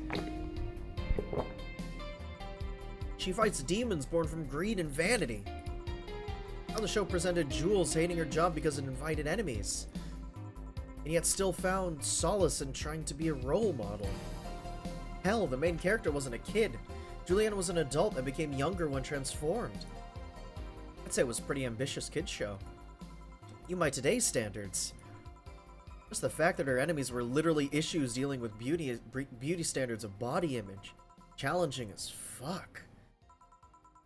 Oh, you got excited there. And that is the problem. Back when I was obsessed with Jules. I sang the songs, dressed like her. I could even recite full chapters. Something tells me you still can. That's beside the point. It was nice while I was in elementary school, but when I went to middle school...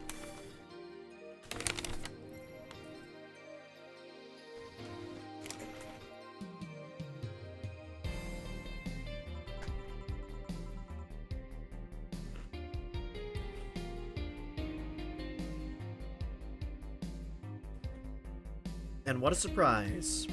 Tweens are jackasses. They went out of their way to tease me about the things I did back then. I don't hold it against Jules. I always hold my grudge against those fuck jobs. Middle school was the worst. High school, everyone was too busy looking at themselves to bully anybody else. Middle school was where... I mean, I got bullied in middle school.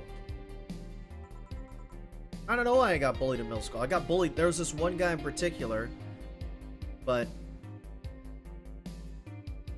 then, what? I remember flipping him off. Then he reported me to the teacher, and then I'm like, he's been on my case always. Hey, Elemental Alchemist. Sounds rough. You know how most girls worry about their thighs at that age? I worried about jerkasses singing the theme tune of the show mocking me. Anyways, every time someone calls me Julianne or Jules, I instinctively react negatively. Pavlov would be proud of me. Never talk about it because I find the whole thing too silly in retrospect. And yet, it affects you even today. There's nothing wrong with it, though. It's actually kind of reasonable. I sure hope so.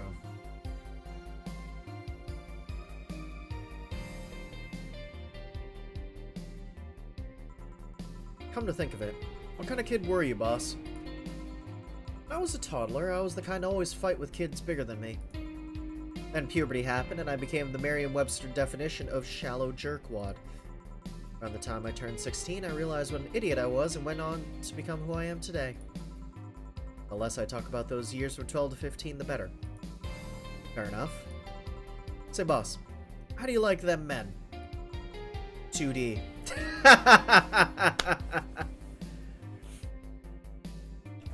I have, for me personally, because my first name, because I'll be on the convention circuit, my first name is actually, Hans. Well, my first name that I go by everywhere is Hans, but legally my first name is Leon. I hate being called Leon. I just don't like it. Because it's just not right. It doesn't fit right. And because I was never called that as a kid, that was not my name. My name was Hans, and that's me.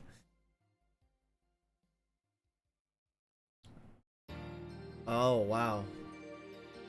I had that in high school, actually. Had a couple of, there was actually a guy that was in my theater class that died in a car accident. In high school. No, not Liam. That's my brother. Lian. N as in neutral. Liam is my brother.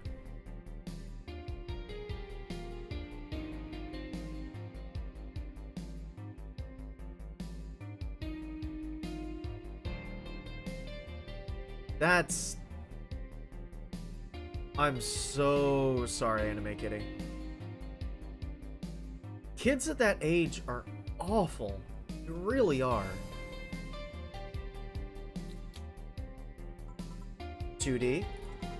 Yes, I don't mind anything as long as that thing is cute or 2D. How about you?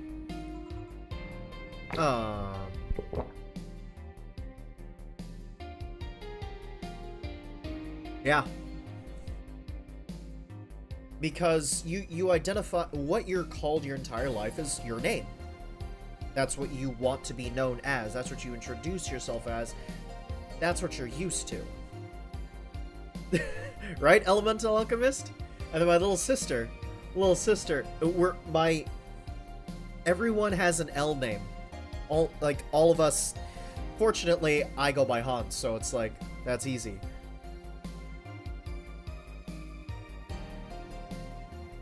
Liam, and then Liana. Liana's my sister. Because L's, I don't know. Back in high school, I liked them funny.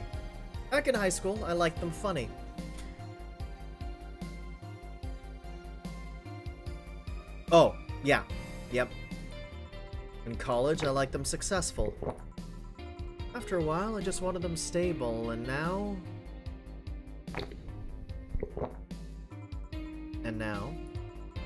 I don't know. I stopped caring about them being funny. My high school boyfriend started conflating cheering me up with mocking me when I'm down. I also stopped caring about them being successful. I realized half the time they had no qualms about cheating with me or on me. And I stopped caring about them being stable. I realized they were the kind of person I was trying to not become. Not become stable? There was this guy who became so obsessed with holding a stable job that he started being physically ill. Not only that, the last time I managed to get some, I ended up throwing the guy out. He took incredible offense with how I smoked on the bed after sex. The bed could catch fire, you know. Not you, too. I kinda envy Alma for that. At least when she dumps a guy, it's for less petty reasons.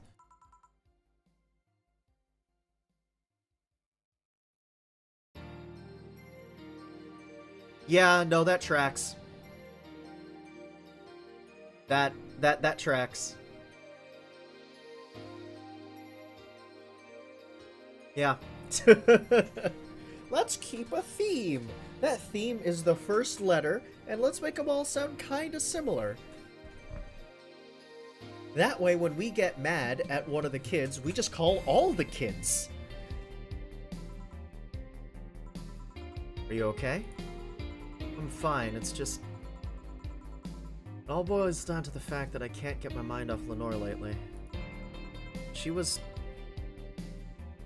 all of what I just said. She made me laugh, she had good position, she was stable. She was also smart, caring, and why can't I get my mind off the whole thing? It's maddening. Maybe I should go and apologize? Maybe I should. Maybe that will make me rest easier at night, get my mind off things for a while. I don't even care about going back to her, but...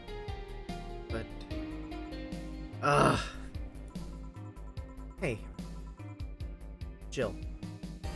Have you tried thinking about clothes for 4?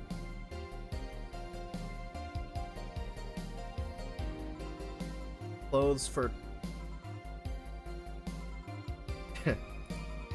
Listen. I know how you must feel. But you can't let all of that cloud your senses. Next time you feel overwhelmed by those thoughts, try distracting yourself. Like with, say, thinking about what kind of clothes you could put on 4. Yeah. You know, boss, I'm a bit curious about your circle of friends. What kind of people do you have in it? Keep in mind, you're included in this circle too, so any insults you hurl will fly right back at you. Anyway, I have this friend I've known for a long time. A red-headed, glasses-wearing gun nut called Iris. The one you called for the helmet thing? That one. She is managing a BTC bar in Panama right now, if I remember correctly. Oh! Oh, I see. Iris is going to be... That's the art! Her name is Iris. The cat girl in the art for Nirvana. She's managing a bar too. I got the idea from her, actually. Oh. It's called Nirvana, and if you thought this city was dangerous... Oh, the BTC is a, beverage... Oh, God, I don't remember what it means. Hello, Nirvana. Yeah, the overall corporation that owns the bars. But... So, Iris, if you guys have seen some of the artwork for Nirvana, you'll notice that there's this cat girl in the background that was wearing glasses, has red hair. I'm going on a limb here. Going out on a limb. That's probably Iris. What is it with these bar managers being hyper, like, deadly people? You should see the people she has to deal with there. Piracy ain't nothing to fuck with. And means it's an annex to another business. What else does she do there? I think the bar was originally her hotel's bar. She moved the bar to its own building elsewhere and opened N1RVANNB in the hotel instead. Weird decision? I believe she said she wanted a place away from the noisy rich tourists that go to the hotel. So that bar is her woman cave. Woman cave. That aside, let's see. Friends. I guess there's also my little sister, but that's a given. Oh, there's also my old partner from when I was with the Neo San Francisco Police Force. Good old Lexi. Should give her a call sometime. Wait, you're in the what? I've done lots of things, Jill.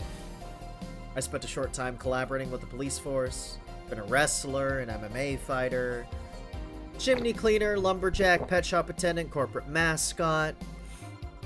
Corporate what? I still see my face on some websites from time to time. Anyway, aside from you, Gil, my sis, Iris, and Lexi, I guess there's a lot of people that don't really want to see me in harm's way. Also because they're the ones that want to hurt me. What about you? I guess I have acquaintances here and there. Back at home and college, I went out a lot. But it felt more like going out was the pleasure rather than the people involved. Aside from you and Gil, my closest friend since moving here is Alma. Oh, and Dorothy. I mean, sure, there's always four, but Cat's a hermit and refuses to go out. And you know, he's a cat. Hey, Cat's fine too, you know.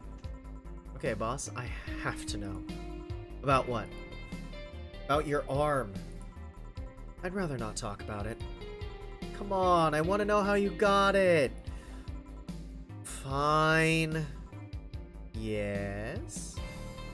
I had to use a couple of favors to get it. I accepted no less than state-of-the-art tech.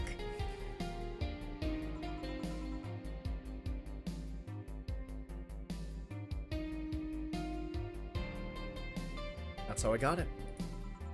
That's technically correct, but come on! Why do you want to know how I got it? I just want to know more about you. You're always so cool and awesome, and can you at least tell me if it does something cool? It does have a couple of utilities installed, yeah. There's a hard drive in the forearm I use to save assorted data. It has a flashlight and a clock, but many prosthetic arms have those nowadays, kind of like watches. How'd you feel when you lost it? To be honest, I was sad, but I was also satisfied. Yeah, I lost my dominant arm, but its sacrifice helped a bigger purpose. If I had to lose another limb to accomplish such a thing again, I'd totally do it. Right, D-Brames? Right? But of course, I just hope it doesn't come to that ever again. You're just teasing me. You'll hear nothing else from me, young lady.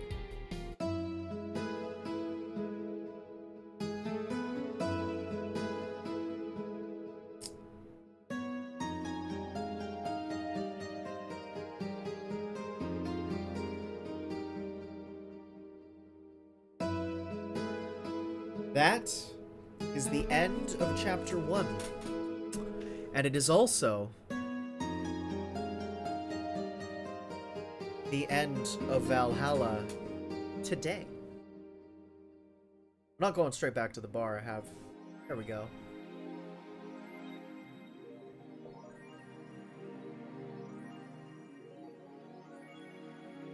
So... I'm going to call a break. I'm going to call the restaurant and find out where the hell my food is, because I paid the money, waiting for my food. And, then we'll get to mixing drinks. Don't go anywhere.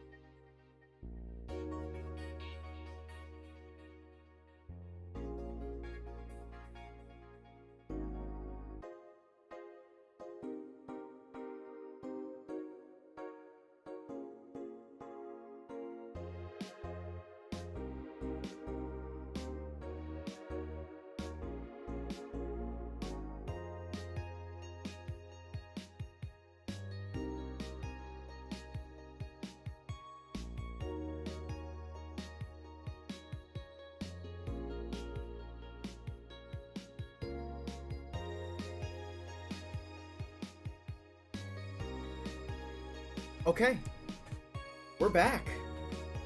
How we all doing? As you can see, I have my tools and such at the ready. We are ready to go here. Let me just bring up a little bit hard when my computer's like another table length in front of me. So, as we have over the past week, I have some of my ingredients here. This white wine is actually going to be for a drink. And our first drink of the day... yes, I managed to figure out why my food is 2 hours late. The driver never came. The driver actually never got to the restaurant. The driver isn't there. So I'm just gonna drive over there and pick up my food. After the stream, I'm just gonna go get my food. Because it's not the restaurant's fault. They made it immediately. Like, it's ready to go. But the driver hasn't been there. Yes! Actually, I got this for Secret Santa. I got this sent to me.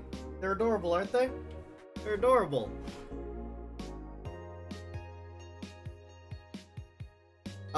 No, I think it's up to, like, Grubhub's drivers. I think it lies on them. I'm not exactly sure how precisely it works, but... Anyways, let's get started. Right. Oh, I'm going to. I'm definitely reporting that. Definitely. And it's not... Like, I'm not putting the... Because if the driver didn't come, that's not the fault of the restaurant, no? And like...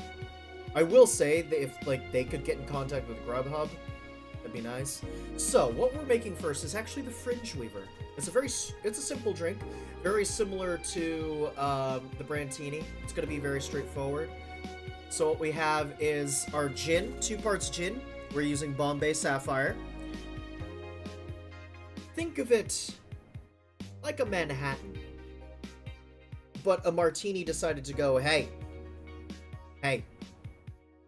So here we are pouring my gin, 2 parts of it, into our mixer.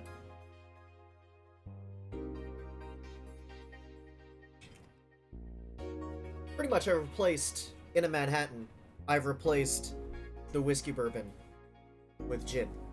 It's an interesting flavor, I have to say, very interesting flavor. Not... Because I actually like Manhattans. I'm not a huge fan of martinis myself. And then, 1 part sweet vermouth. I'm going with the usual standby ratio of 2-1-2, which is 2 parts whiskey, but in this case it's gin. I'm actually back. Because I'm actually not going to need any of this. Because the next drink does not call for any of those. And then 2 parts gin, 1 part sweet vermouth, 2 dashes of Angostura bitters.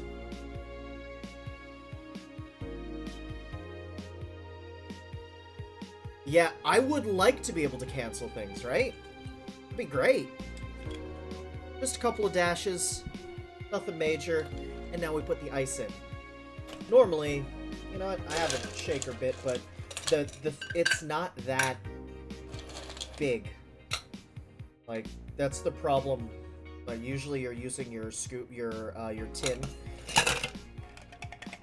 Wow, those 3 big chunks of ice will do it. Let's stir. Usually about 20 to 30 rotations.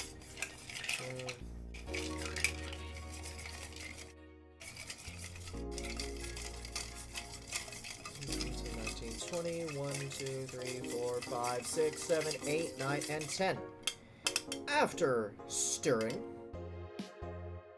we go through the usual song and dance. Get your strainer. Get your finer strainer.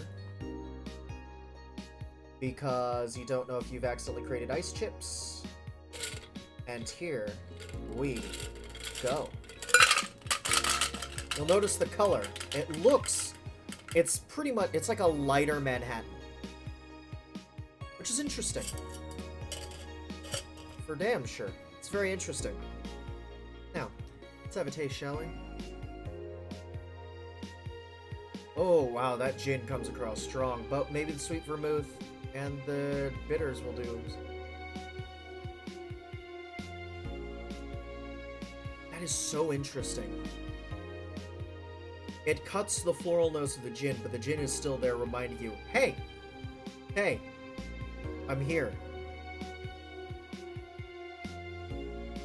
And, as with a lot of cocktails like this, sip the damn thing. Sip it. Don't go too ham. Alright, I'm gonna put that behind me for stability's sake. Now, alright, I should probably rinse all my equipment off.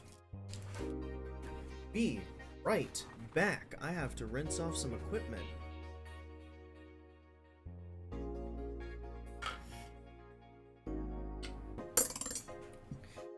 Exactly. Hi, I'm Jin. It reminds you it's there. The sweet vermouth and the bitters definitely help cut it, which, you know, it doesn't like scream at you as it would in a martini, because you're hardly using, like, you either just rinse the glass in dry vermouth, or you just kind of give it just a tiny, the very, very tiniest of bits of dry vermouth in there, and it's just like, oh hey, this is gin with a lot of, this is gin. It's got a little bit of vermouth in there, but it's gin. Be right back. I gotta rinse them.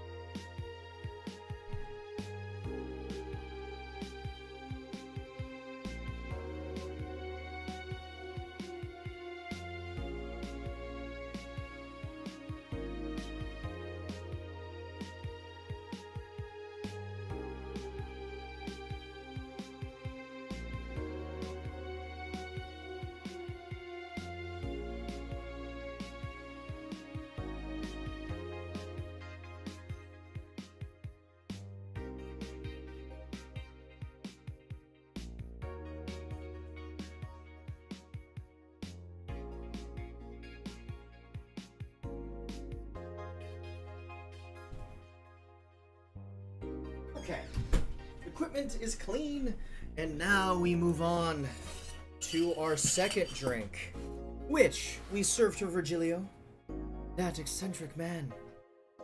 He wanted 17. And what did we give him for 17? We give him a fluffy dream. Now, something you don't normally see in cocktails, and I wanted to play around with this a little bit. I decided to use wine in a cocktail. So, this is what we're using. We're going to use 1 part vodka. In this case, our vodka is Stolichnaya.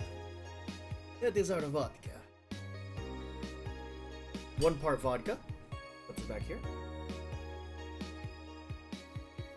And then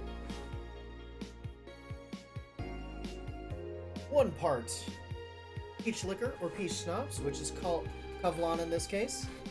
Peach liqueur, as it likes to call itself.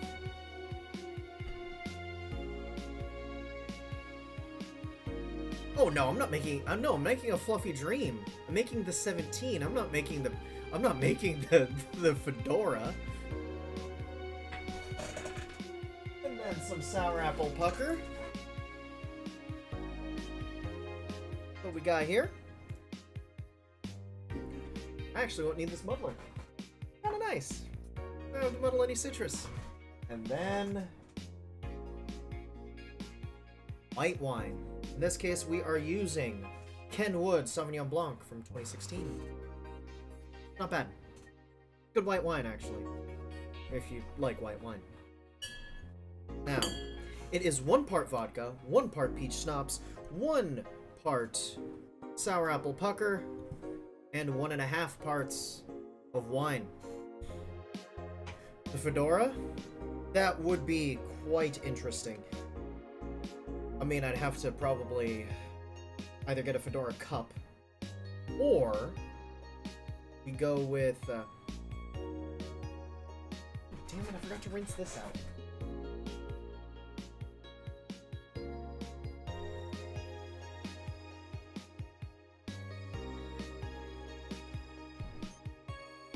Got it. Alright. So, 1 part vodka.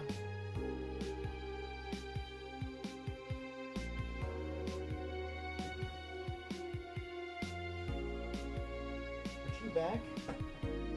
1 part peach liqueur.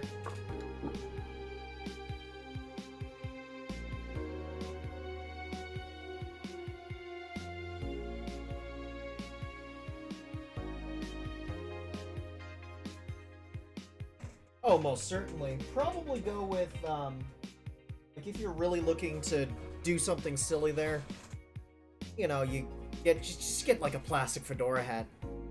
1 part sour apple pucker. I haven't opened this yet.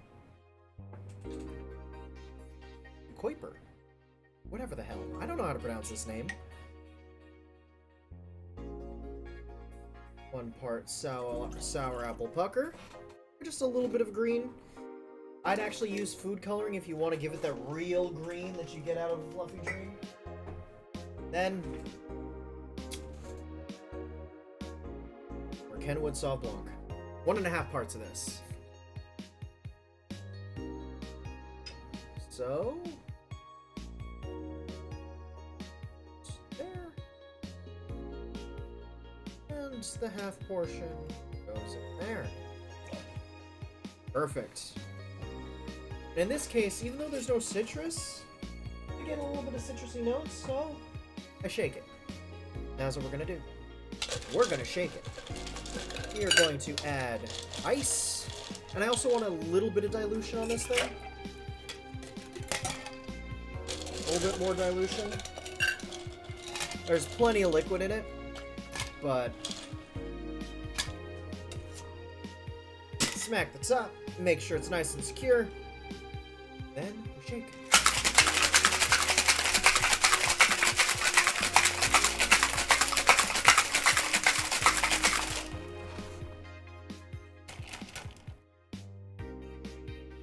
Oh, St. Patrick's Day was my Shamrock Shake, and that was delicious. By the way, it was just a sunshine cloud, but better.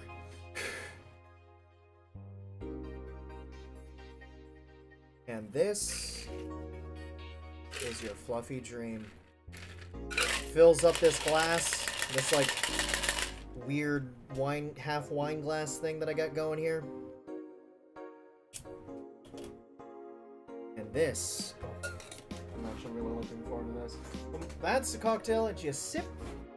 This is dangerous. You just get a little bit of nose of the sour apple pucker is the most apparent thing on the nose, but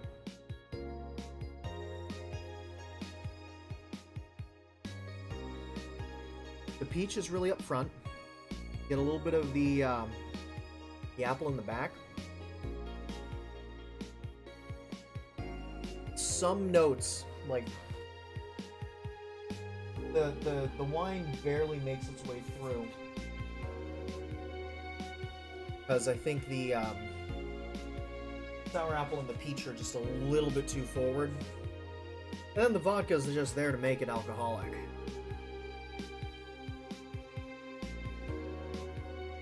Oh, I'm gonna finish that. I'm finishing this. That I mean, it's one of those things where it's like that. I have to finish this. I want to finish. So, these over here.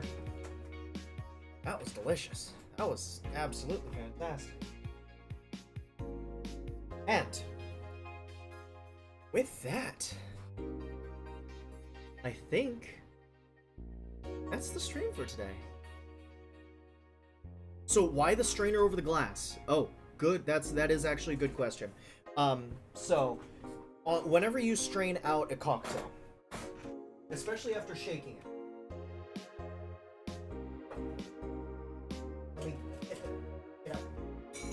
whenever you strain out a cocktail with a regular strainer, the thing that the straining bits are big.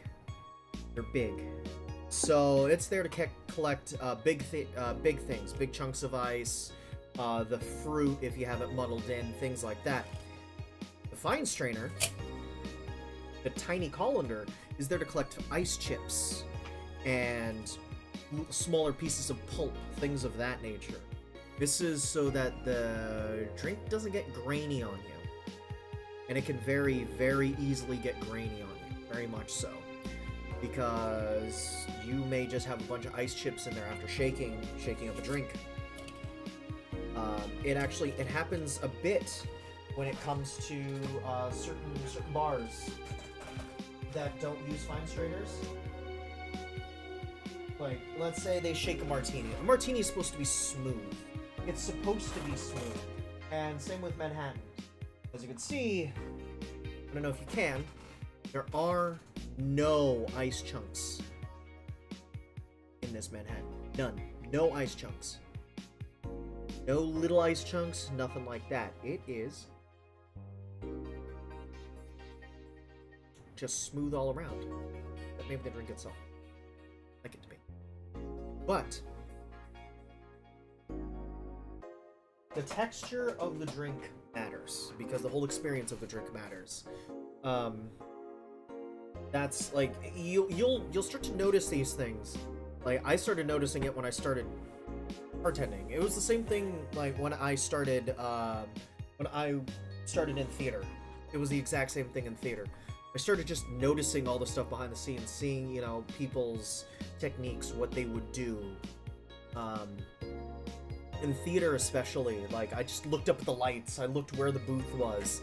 This is the same thing when bartending. I see their techniques when they're making certain drinks. Like, if they're making a Manhattan, how are they making that Manhattan?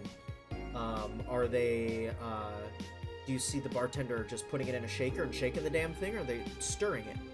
Because at higher end bars, you'll notice they don't actually, for Manhattans and things of the like, if they're just stirring, they don't use their shaker.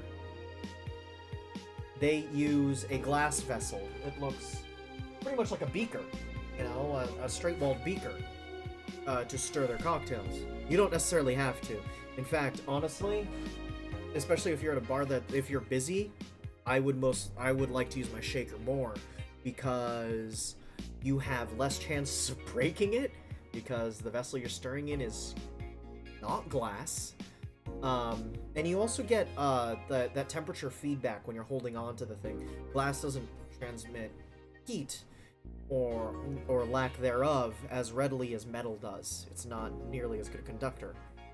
So, like, you count your revolutions after you're stirring something like 20, 30 times, whatever. You're like, okay, that's cold. You just strain it into a glass. It's smooth. There you go. Whereas you do it in a strainer, you do it in a shaker, you are much less likely to break things. Like, you'll see this at bars. You know, they'll be like, oh, you know, they have their stirring vessels, things like that. Bartenders behind the bar, no, they don't necessarily need them. They use them. It's part of the bar. It's part of what they do, but they don't need them. Like your most basic bar set. Like, I got this whole thing on Amazon. Like the shaker, the strainer, the two jiggers, these tongs, this muddler, and that spoon. I don't necessarily like that spoon. It should have this nubby bit on the end. I got all that for like $20, and then I spent an additional $5 on the fine strainer. That's $30, and you pretty much have all the tools you need to make. Like, you have the tools, the physical tools to make any drinks you want to make. Which, that's nice. That's really nice. So, if you guys have any more questions, concerning drinks, how to make them, anything along those lines, check out the Discord. Hit me up on the Discord. On the Discord, I will pin the drinks that I have featured today. Yeah, exactly. It's just spending money on the booze. Exactly. There is a fantastic video from the Modern Rogue actually, concerning this. I'm gonna link this right now because I think this is, especially when we're talking bartending here.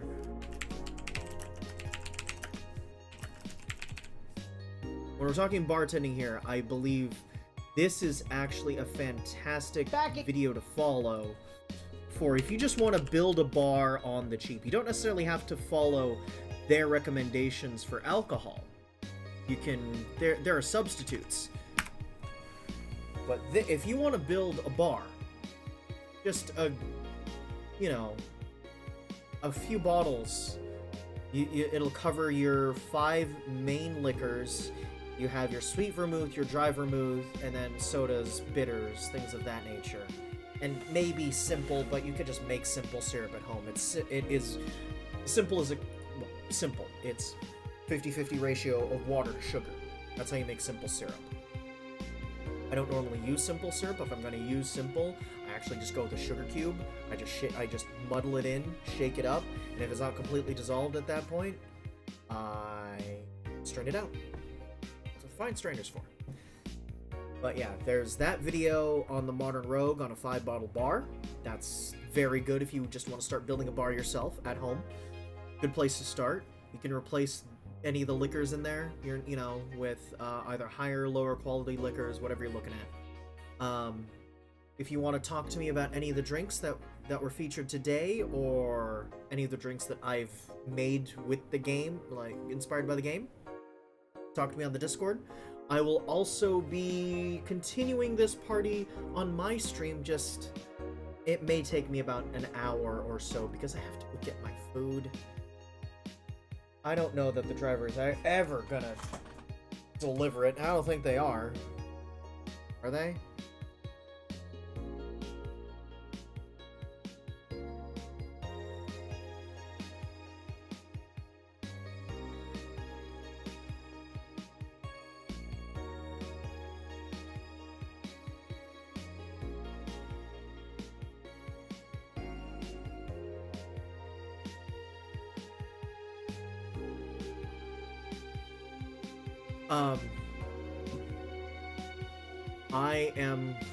I'm going to be continuing this on in about an hour or so after this with my drinks and my food and probably Battletech. So, thank you all very much for joining me.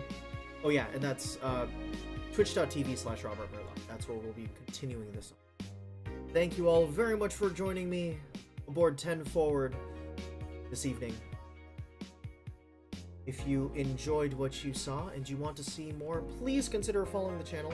Helps us out. Helps you know when Ysbryd goes online, all that kind of good stuff. If you want to go to our YouTube channel and subscribe there, we only need 100 subscribers in order to get a custom URL, and the more people we got subscribed, the better. And if you want to follow Ysbryd on social media, check out @YsbrydGames on Twitter. You want to follow myself on social media, I am @RobertMerlow on Twitter, and Robert_Merlow on Instagram. If you want to follow me there. If you want to join our Discord, please join our Discord. It is a phenomenal community. It is small but mighty, as Jacob likes to say. It's great. Great stuff. We have great moderators. Sarah's one of them. I am also among them. I'm simply filling in for Jacob. And thank you all very much for joining us. I deeply appreciate it. So, I'll catch all y'all next time.